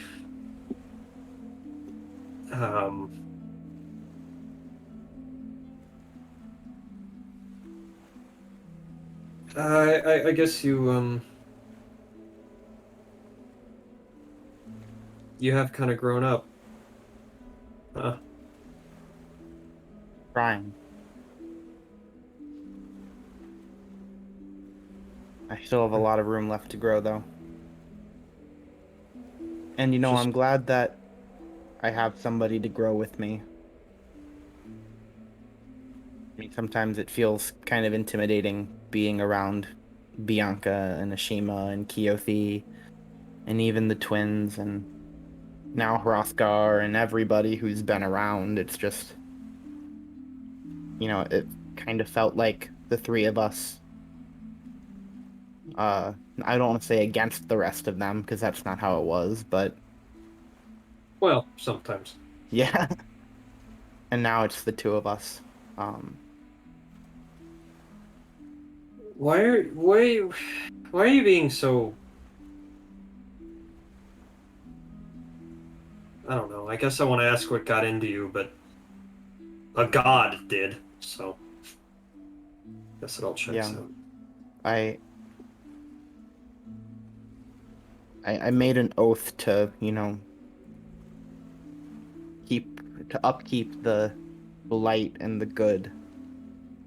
And even if sometimes I don't know if I'm gonna be the perfect lawful paladin. In fact, I don't know if I want to be, but if I can't be perfect, I might as well try to be good. At least. Yeah. Okay. So we're cool. I guess. I don't think anyone's ever said I'm sorry to me. I mean, not like that. Not when I had a thing. Well, if I ever say anything that hurts you, you are very welcome to tell me. And I can't promise I'm always going to be this nice about it, but I'm feeling awfully generous today.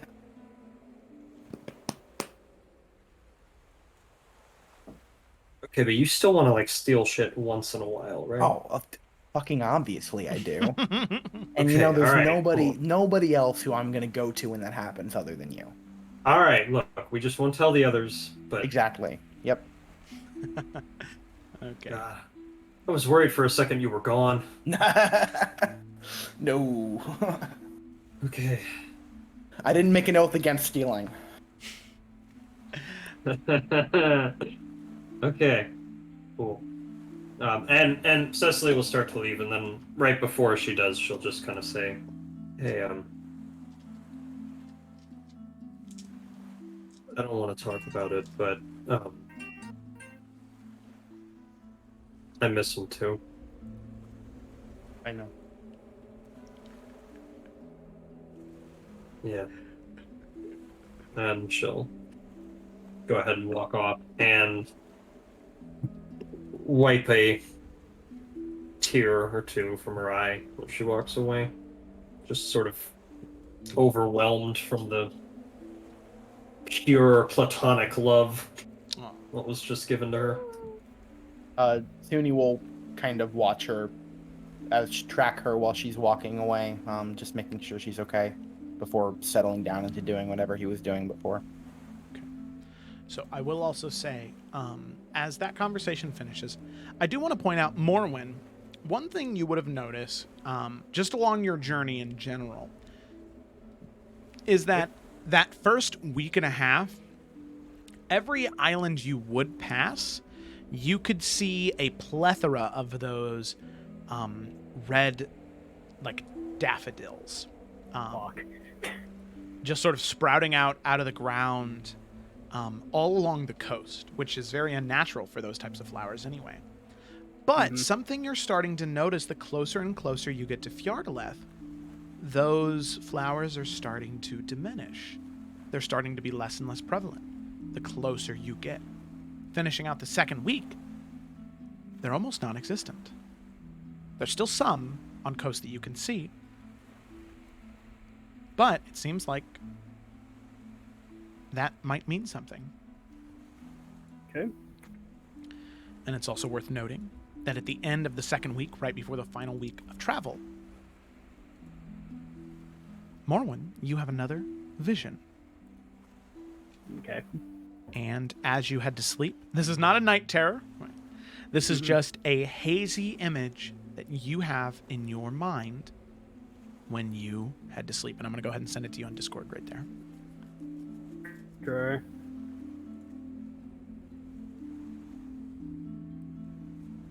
Okay.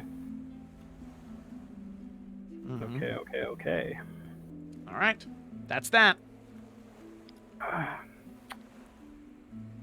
If we're going into final week stuff, Morwen would try to get a night shift with Cecily at some point. Just thought I'd throw that out there.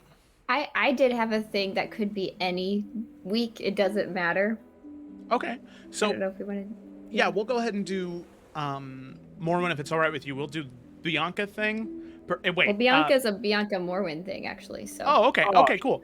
So yeah. we'll give Cecily and Desmond a little break there. We'll give Cecily a little break 'cause she's had a thing. So we'll do Bianca Morwen, and then we'll do Bianca Cecily. It's probably going to be short.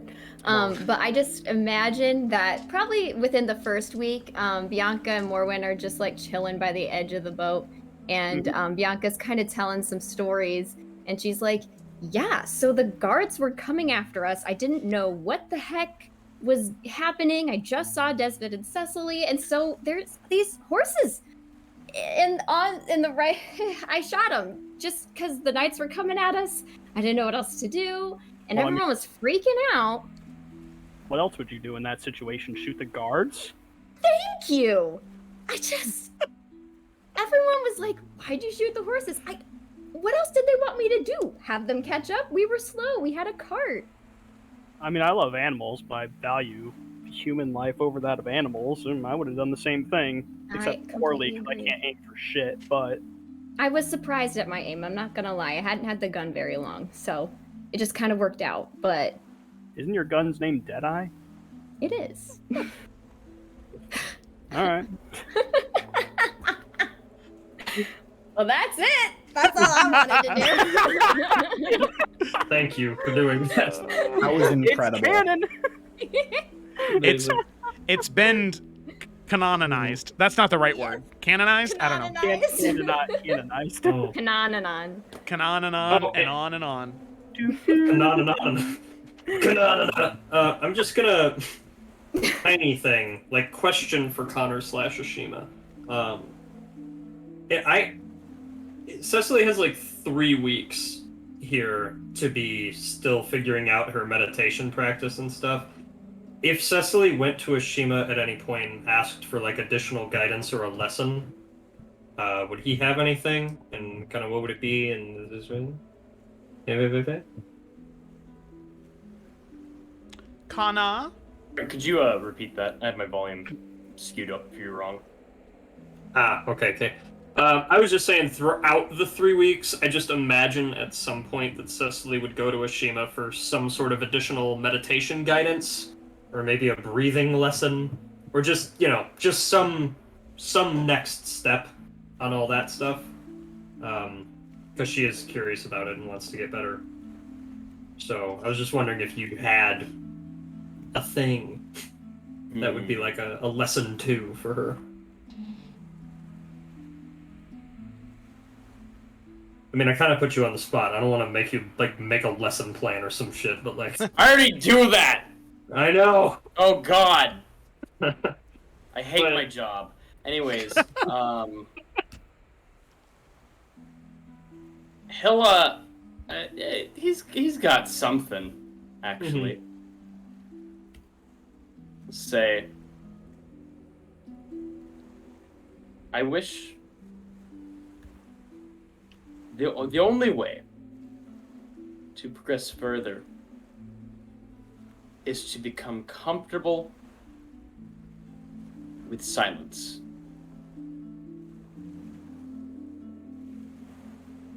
What kind of silence are we talking here?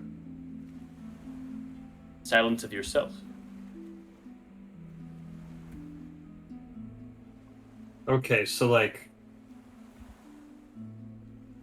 not engaging with the street dog in my head at all? No. Dogs, when brought into homes, must often be crate trained.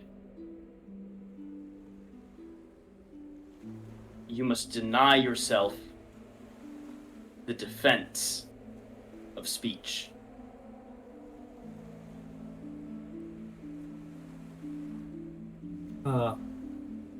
There exists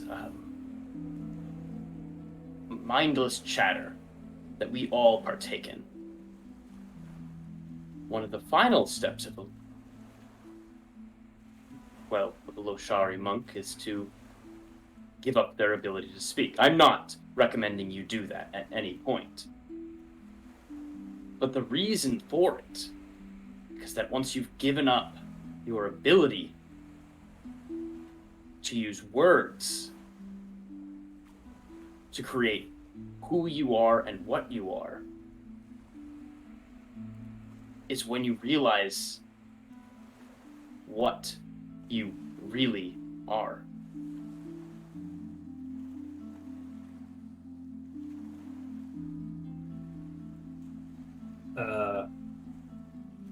Okay, I think I got most of that. Imagine, if you will,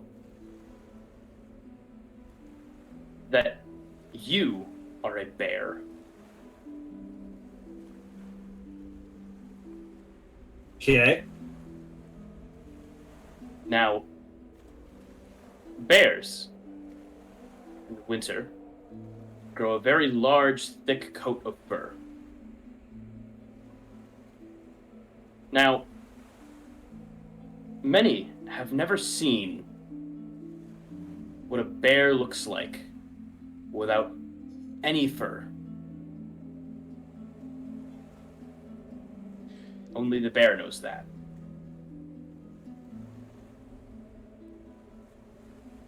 Oh. Okay. I think I get that.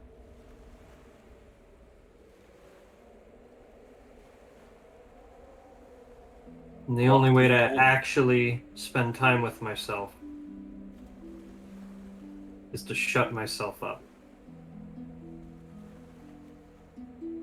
You don't need to worry about lying or putting on an act. We all do it. Even I do. Well, yeah. I mean, I'm sure the voice in your head isn't so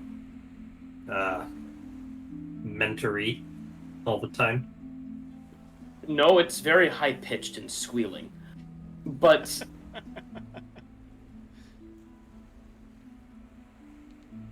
people must be judged based on their actions. Just as a bear is strong, not because of its fur, but what lies beneath.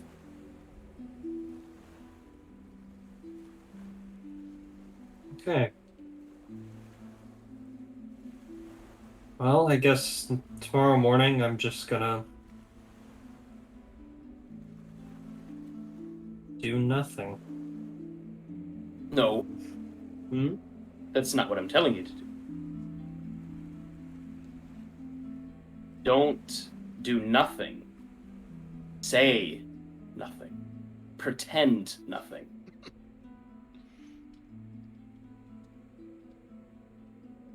Okay. Doing nothing is the opposite of what you should do.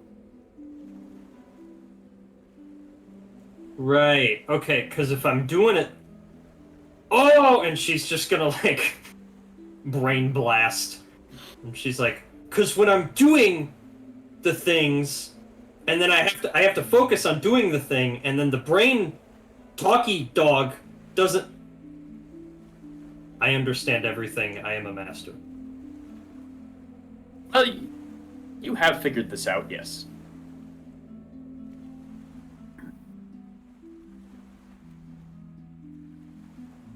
Go ahead, say it. I'm a master. I'm a master, say it. Shima.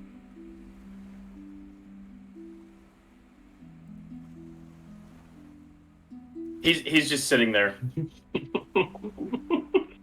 I'll just prodded him a couple more times and then eventually just... Ah, okay. See, to truly be a master, I would probably shut the fuck up. Alright, I'm gonna go. And she'll go ahead and, yeah, she'll try to the best of her ability the next day to be, like, quiet for a couple of hours at least. And, not, like, humming or saying random bullshit or bothering Suni or any of that, just trying to do tasks and be with herself. Get some goddamn sleep. Just kidding. No, he's very impressed. Yeah, I don't know how well she does, but you know, for a bit. I imagine at some point she talks to Suni about something. I mean, that has to happen eventually. Yeah.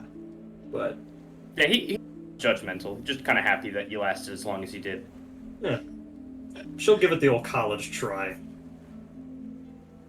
Okay. Alrighty. So sounds good. So, Cecily, you attempt to just look inward and just try not to think that hard. Just try and be and learn who you really are. Now, it's not something that helps that happens overnight or even over the course of a week. But finding peace with yourself is very important. However, in the final few days of travel, as at this point, Morwen, there are no more of those red flowers at all. Being a day or two away from Fjardeleth, you can start to actually smell like bread and meat in the air. From this massive city, like it's wafting this far south. So that is giving you something to look forward to. There are no more red lilies. You feel whatever you do in this current moment, whatever meaning you've assigned to those red lilies from your vision, you can make a conclusion there. However, on what would be the 16th of Frostwind, on the Festival of Lights.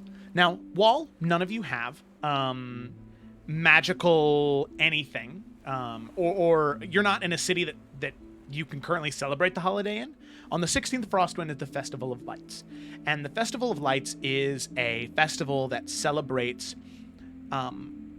what good magic can do, and how it can be very useful. So pretty much mages and sorcerers, clerics who can, any type of magic user will try and create whatever light they can.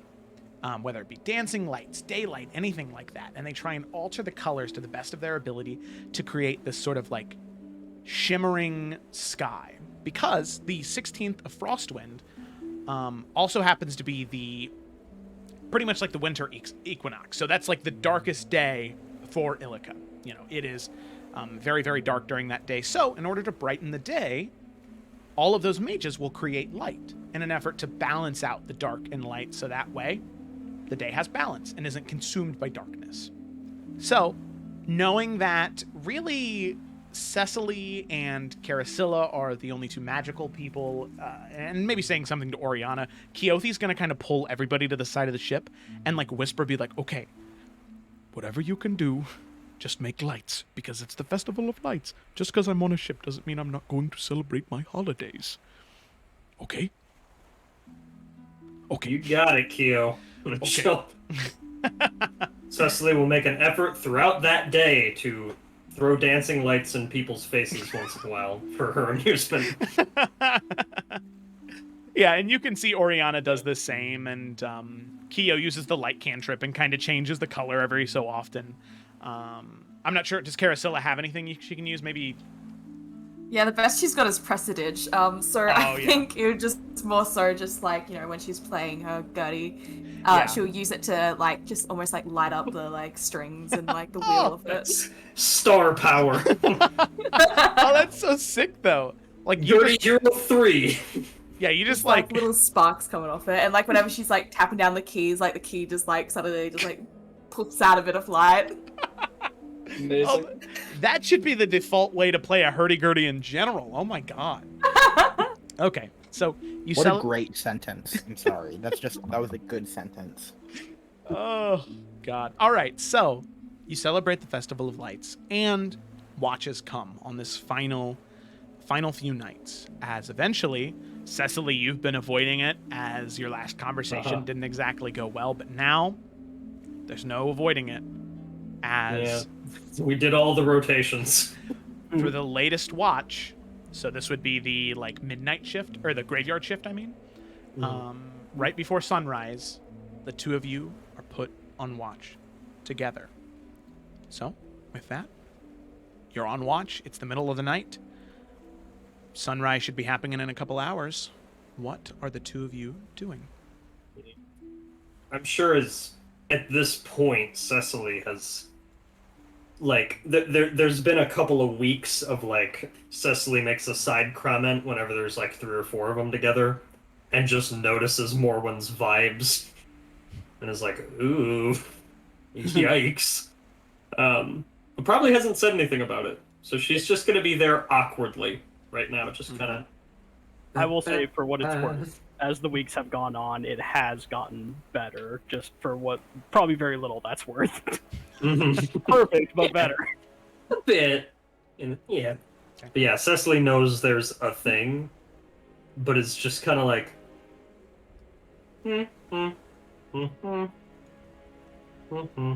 just like looking off the side of the boat and just, no. Nothing bad over there. Turn in my head. Morn would let her be silenced for a little bit, but eventually she would glance over to Cecily. Do you remember the day we met?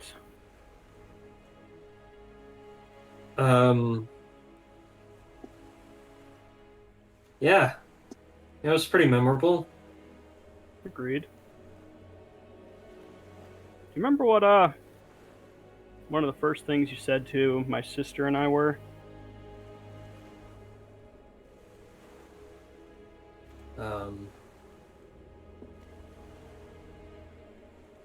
Honestly, no.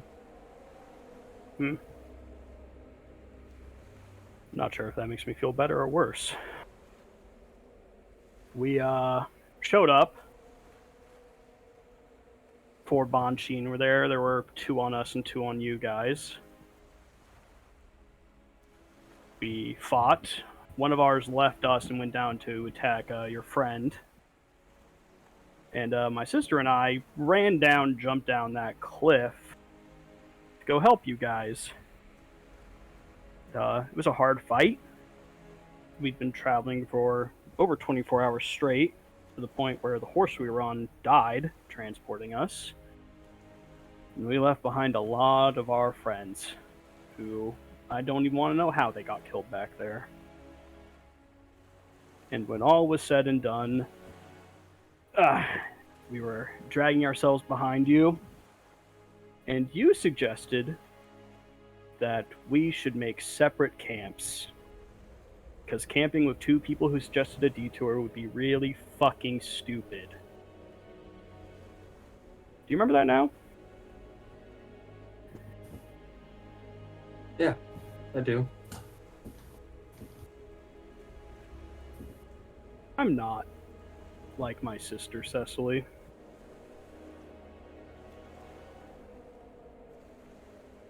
I get very angry at times. My control, depending on what exactly is going on, been known to be a weakness of mine.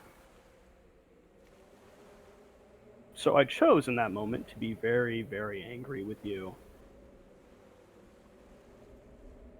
Here's this girl standing, her friend's still breathing because of us, and she makes a comment like that loud enough for us to hear. Didn't take it well. And so, trying not to cause any more trouble because there was enough shit going on, I held my tongue, and I held it, and I held it, and I held it. Then, you come up to me a few weeks back in Tears Tavern, and you made your peace offering. You know, acknowledging my nightmare that I had. And I brushed that off because I was still angry with you.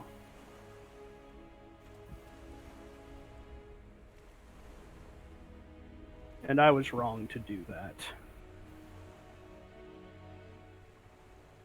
I had a really bad day.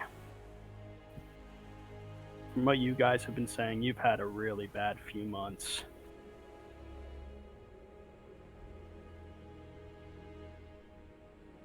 So,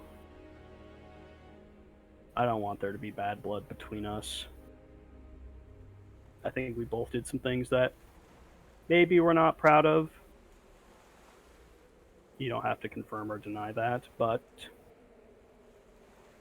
if we're going to be working together, I found that life has become much easier for me when I didn't go out of my way to make enemies. So, can we be cool?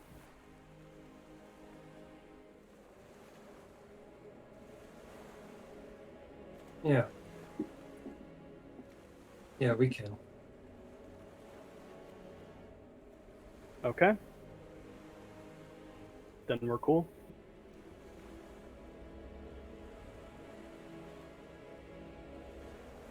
And she'll turn just to look the other way.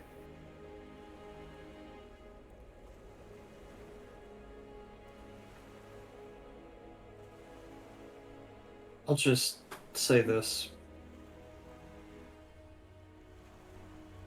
She looks back.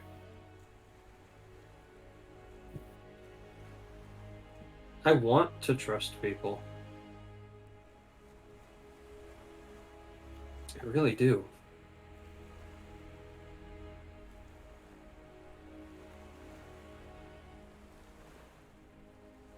But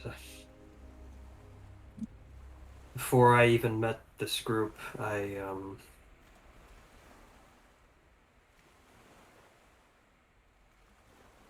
trusted someone with everything.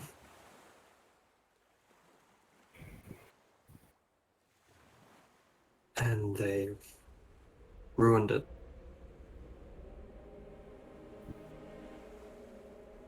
They ruined me, honestly.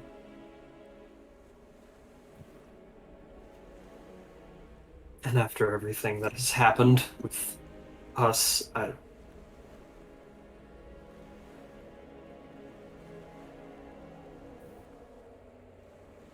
don't know. comes a point where the roses aren't there anymore, and I don't know how to pretend that they are.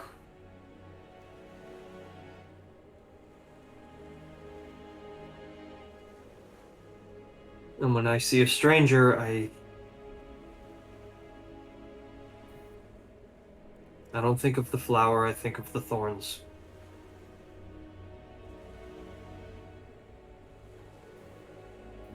I wish I didn't. But I don't know what else to do.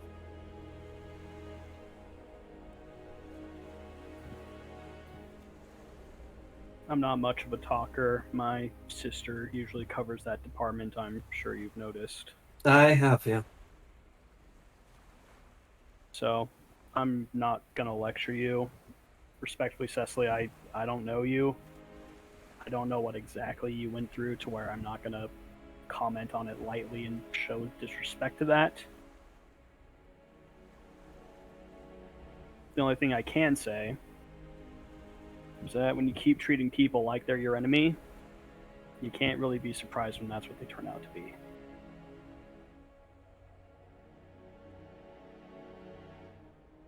Yeah. You attract more flies with honey than vinegar. They say that, but I don't know who took the time to figure that out and why. Me either. Of course, the guy I heard it from is kinda 3,000, so he had a lot of time to think about that stuff. Huh. Anyway, I'm sure there's still a lot that we need to learn about one another, but I'll have your back in battle. And I'll do what I can to keep all you guys safe while we're together.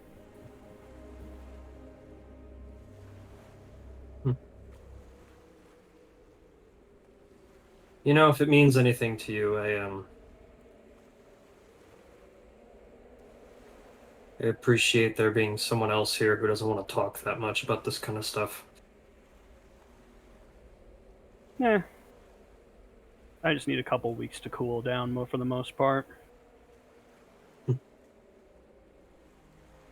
I view things simply. I'd rather there just not be a problem. It makes life less complicated, and boy oh boy, did we run into some complicated shit with you people. And she kind of a small smile. Yeah, I didn't pay enough attention in class for this shit. Yeah, you and me both, apparently.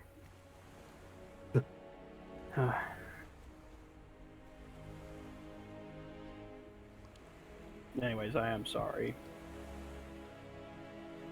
Yeah. Yeah, me too. And that's all Morwen has to say that night. Okay. All right. So, with that, unless there are any other conversations, we will head to 2 days from then, which will lead you to the 18th of Frostwind for your third week of travel and your final day when you'll arrive in Fjardalet. Is there anything else you guys are doing before then?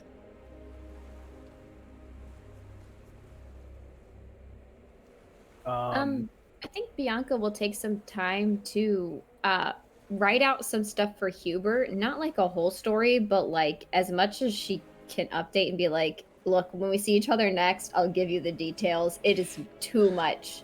And also she doesn't want to mail anything with bad stuff in it if it were to get intercepted. And she definitely doesn't want Hubert to know anything about the darkness yet, because obvious reasons. So basically, like, hey, so we're not in Bella Clara. We're in the Western Salamander. It's been a wild ride. Hope you're doing well. Like, that's basically the update. If Suni sees that you're writing a letter, he'll be like, "Ooh, Bianca, tell him I said hi." Okay, I'll tell him. Oh man, I gotta tell him I didn't get that special card for him. Oh no, because I never went to Giant's Bridge. Oh, I wonder if they'll have stuff. I need to go shopping. You need to go shopping. Well, we're saving the world. Well, you need to have at least a little bit of priorities. I mean, it's probably going to take more than a day or two to get into the temple. I mean... And it's like a really, really, really, really rare card. So it's better to look in 2 timelines anyway.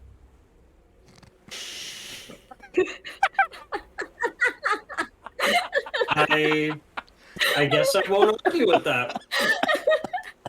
Okay. All right, sure. That was a terrific line. You know, the worst part about that is that clip is not funny, like, just out of context. But with the context of all the fucky, timey-wimey stuff and Bianca's obsession with kingdoms and castles, oh my god. With the other 30 hours of content, it's great. It's all It's more than an obsession. It's a lifestyle. Ask anybody who plays Magic the Gathering professionally, and they'll agree with you. Right. I feel bad because I feel like I've been taking a lot of this like second half, but no, you're good.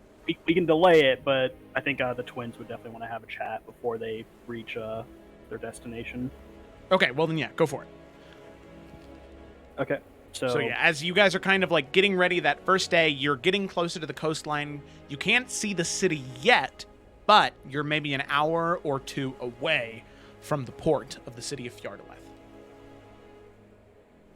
I think Morin would head over to Carousel and sit down right next to her and kind of like glance about just to make sure that everyone's kind of like doing their own thing. Yeah. And she would kind of glance over to Carousel slightly. I don't have a good feeling about this. Why?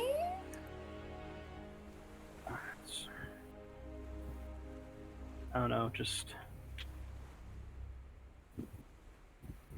It's a lot bothering me about some of the things that have been going on. Just Wicker finding us the moment we touched the letter. Hrothgar just being here. And you see she kind of like scratches the back of her head and you can tell like there's something else, but she's debating whether to even say anything about it or not. I think we have, well, more than have had our share of bad luck. I think it's good that finally some good luck is finding us, right? I don't think it's something worth being bothered about, unless there's something else. Do you promise not to laugh? Is it funny though? Already getting a little bit of a grin on her face. Like more like puts her face in her hands for a second and like heels it down. She's like, oh, it's gonna sound so stupid. It's probably nothing. Oh no, tell me. If it's nothing, it's nothing.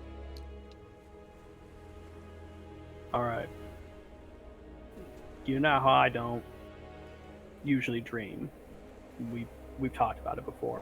Usually just shut my eyes and I open them. That's what usually happens unless it's a nightmare.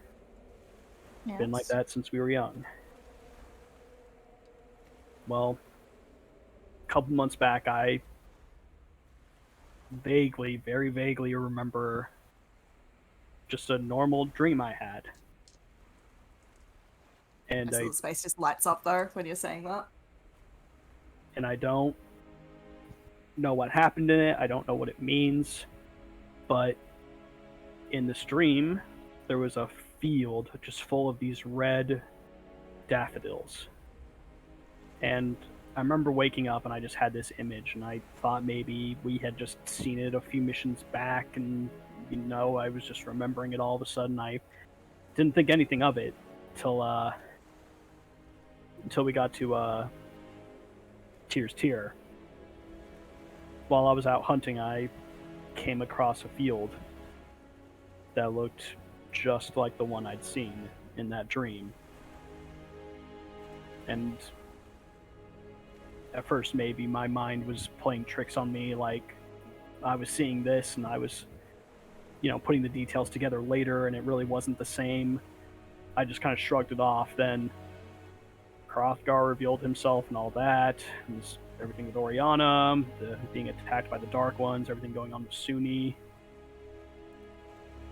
And we left, so much going on. I just didn't think to mention it, but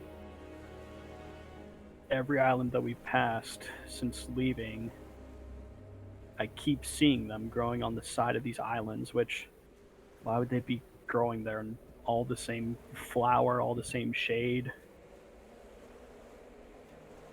And now, we're almost here, and I haven't seen them for a day or two. And I don't know, just something feels wrong.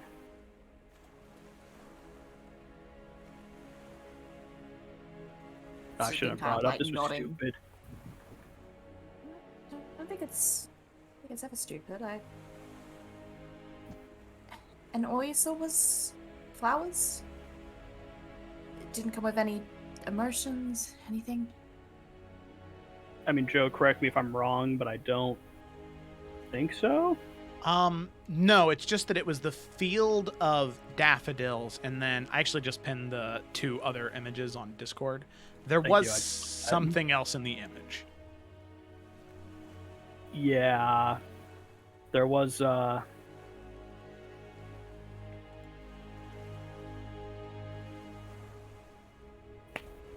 in the background. I couldn't make out what it was, but there was some sort of creature, huge. Even from far away, I could tell just how big this thing was. But it was like nothing I've ever seen before. Any features of it? Anything? Had wings, obviously it was flying.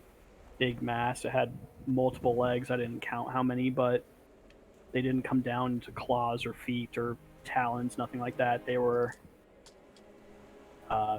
and Morwen's legit struggling with the word. She was like pointy, like an insect, like a spider, like what is that, a mandible? Is that the word? Centipede? A dragon centipede? I mean, dreams are meant to be weird, Morwen. Hey, come on, I'm trying to be serious here. I don't know. It was just... Maybe I was expecting something to happen, but I also didn't want it to happen. Maybe I don't even know how to feel right now, but as we get closer to this place, something's not sitting right in my gut. Something just feels wrong. You don't think we should stop in Fjordwolf? I don't know. I don't think we have a choice based on what we've learned, but I'm not looking forward to what we find here. And I have no reason to back that up. But something feels I think wrong. what you've experienced is enough, right? Has to be something. Maybe.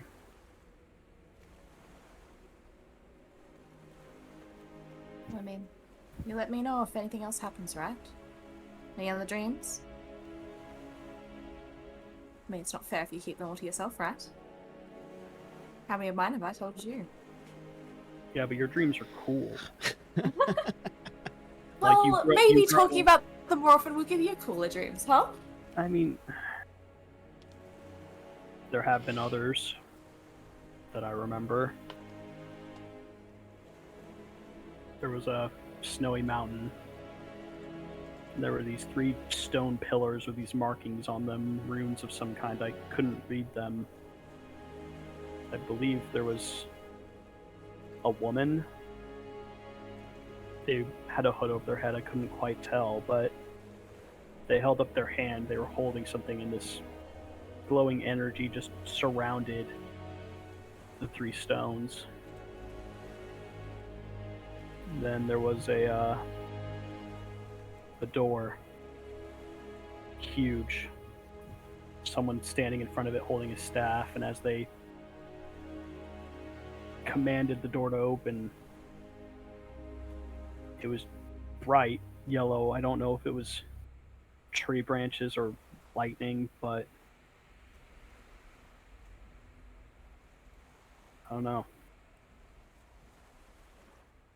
But in my entire life, never remember them until these three. And the one with the door had that about a week ago, and I can't stop thinking about it.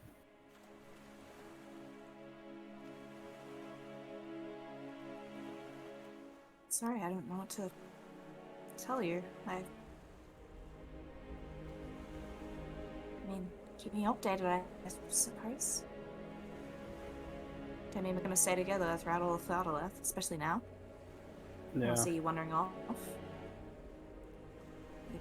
I gotta watch your back. I can't wander off. Exactly what I do about my older sister. That's right.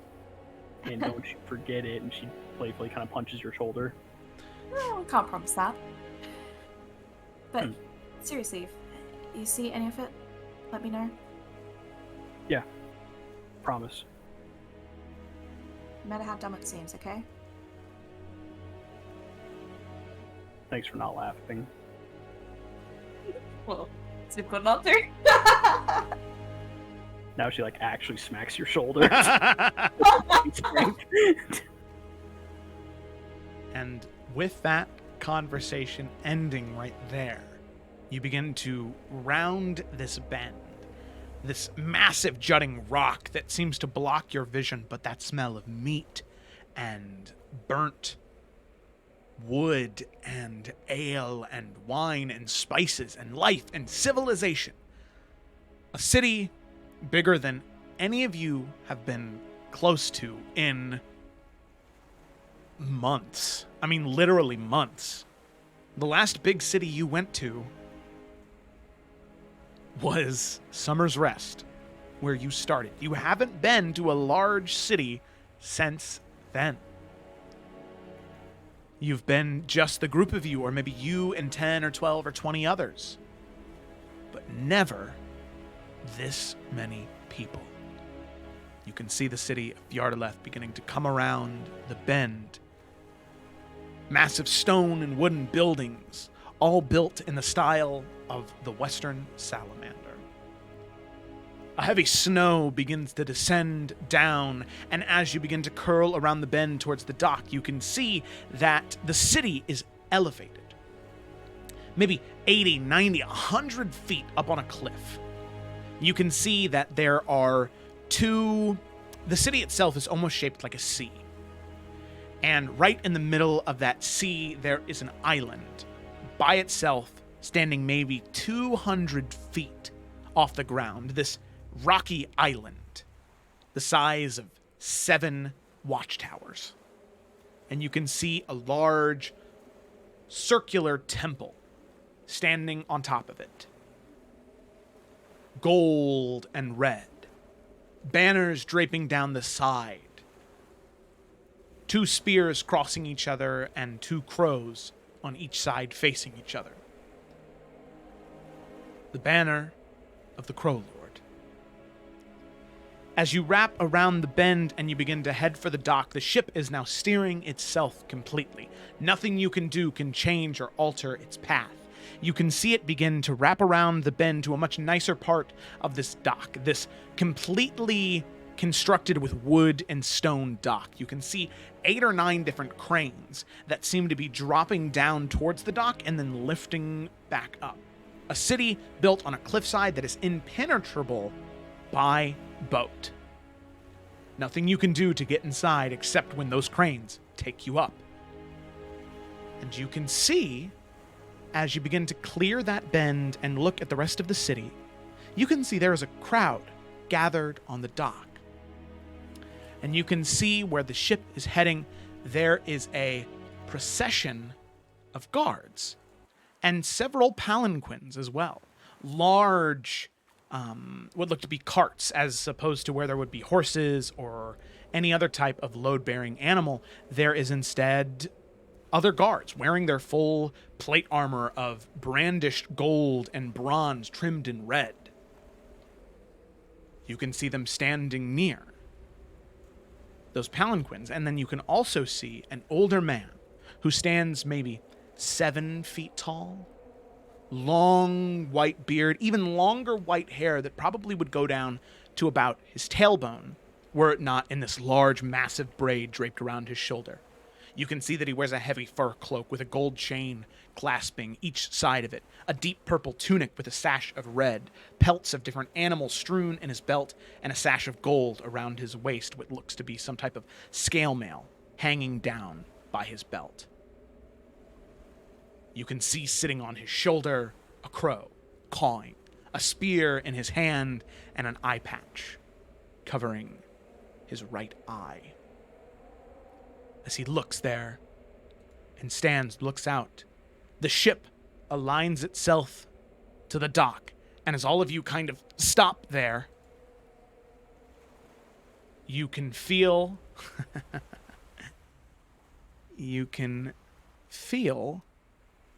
everyone looking at you. Most of them are very quiet. Most of them look either at you or at what you can presume to be the Crow Lord.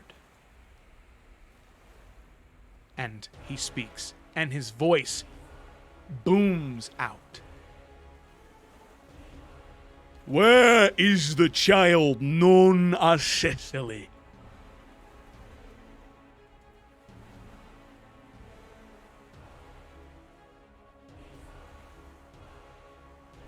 Cecily is gonna look cautiously at everybody else on the ship and just whisper, "Is this the kind of situation where I step forward or try to run away?" I'm not sure how far you would get. I would just It's not raise your hostile hand. anyway. I think it'd be a good idea to step forward. We got your back if anything goes wrong. Well, get ready for that then. Cecily will sort of half confidently, as is usual for her, step forward, and she'll just kind of raise an arm to the air and wait for the Crow Lord to notice. Step to me, young one. And I suppose I shall. How far of a path is it to him? Maybe 10, 15 feet. Okay. That's doable. I don't have to, like, wade through a crowd or something. No, the crowd is parted on the dock for all of you. Wow. Okay. Are we allowed to, like, follow behind Cecily, Yeah, or of is course. it like, okay? No, yeah. Well, If let's you- do that. Yeah, all of you gather behind Cecily, begin to walk, and you can see this tall man looking down at you. And then he smiles. Yeah. That is you. And he exhales, and he says, Welcome home, Cecily of the old blood. Of my blood. Of the blood of Odin. It is my greatest happiness to have my daughter home. and he'll kind of kneel down a little bit, and he'll place this large hand onto your face and rub your cheek and say, Welcome home, my daughter. And as he gives you this big smile, that is where we're going to go ahead and end tonight's session. Jesus Christ. Joe, just another 4 hours, please. I'm not asking for much. Okay, well, I guess all the old blood stuff was real. Alright. Playing tomorrow too, right? Yes. And the next day, and the next day, and the next day. You know, we Screw the answered, other campaigns. We answered a lot of questions this session. Mm-hmm. Yeah, that was a good lore session there. I really about 50 questions. yeah, y'all seen Guardians of the Galaxy Volume 2? Because I really feel like that's the direction this is about to go. I don't know, Cecily. I think he is your father, but he ain't your daddy. Yeah, that's kind of yeah. One thing I will want say. a paternity test. I don't trust him. Let's get Maury in here. Come on, bring him in. I will Fantasy say Maury. that as all of you were stepping off, everybody was so focused on Cecily and on Odin that Crow's not around you guys anymore. God damn it. Hrothgar left. Oh, he's gonna kill Cecily's dad. Poor Cecily. Well, no, he said so. Here's the thing, right? He would have explained this a little bit better. It was just there was so much stuff that I forgot to have him mention this one thing. Odin knows him. He fought with Tyr, and so did Hrothgar. So Hrothgar probably saw Odin and was like, now's not the time. I don't want to get these guys killed, and I don't want to die right now. So he would have told you that he was going to sneak off to try and find it, and then he would find you guys later. Just in all transparency. Okay. Yeah, there was just we're already about 20 minutes over, so I didn't want to be like, hey, by the way, one more thing. Wanted to get to that end moment because now, now next session, that'll be interesting. Are you guys ready to be treated like royalty? By the guy you've said is so terrible? I am. Oh, awkward. I'm ready for it, and he's gonna teach me how to make planets, and then my friends are gonna have a bunch of side quests, and then I'm gonna shoot him, and then I'm gonna find out he killed Cecily Mom #1, and then big fight where we shoot his planet face, and then my real daddy's gonna freeze to death, and then James Gunn's gonna make the Suicide Squad. Anyway, enough of that joke. Pretty much did all of that. You did it all. Well, anyway, thanks for watching, everybody. If you stuck in for the extra 21 minutes, I'd like to give a big thank you to, let's see, Fragilities, Nate Vader, and Nate Vader 007, and Peaceful Lorenz for the follows. Or Peaceful Lorenz? I'm not sure. Whatever it is, thank you for the follows. Thank you for participating in chat. Y'all are great. If you happen to still be here, sticking through there, we do have a Discord where if you'd like to be caught up on the story so far, there are actually things that you can read to get a little bit more info on the story, and a summary video for Salamander Coast that is up to session 15, I believe. That'll give you just a little bit more context for everything, and then you can read if you'd like. Or, I think that the story, minus the time stuff, everything else is pretty easy to follow. Especially this little mini arc within Fjordaleth, and everything that's going to happen here. This would be a good spot to hop in. So if you happen to know anybody who's like, man, I just really want to watch more D&D, send them over to Roll with Advantage. We'd love to have them. So thank you so much for watching. Appreciate it. Be sure to tune in next Tuesday for the Salamander Coast to see the continuation of this. Tune in on Friday for the Explorers of Ephera to see what Doom looks like in D&D. And that makes no sense, but I promise if you watch on Tuesday or on Friday, it'll make sense. Or on Saturday for the Isles of Iverion to see Old Man Nalf, who has talked about this session, who fucking died saving Twig and Eurydice, and Nalfian and Din and Quilp. Yeah, for those of you that, sorry, Cameron, I know you kind of watch Isles, so I'm sorry that. God damn it. No, I'm literally one session behind. Oh. Man. It's fine. It's okay. The way that it happens, I won't spoil that, but okay. It's I haven't seen all of that episode either. It's okay. Wow, Joe! Oh my God! Well, jeez, this isn't my fault. Cut the feed. Okay. All right. Thanks for watching, everybody. I'm sorry for spoiling. I'm sorry. Okay. Bye. Have a good one. Bye.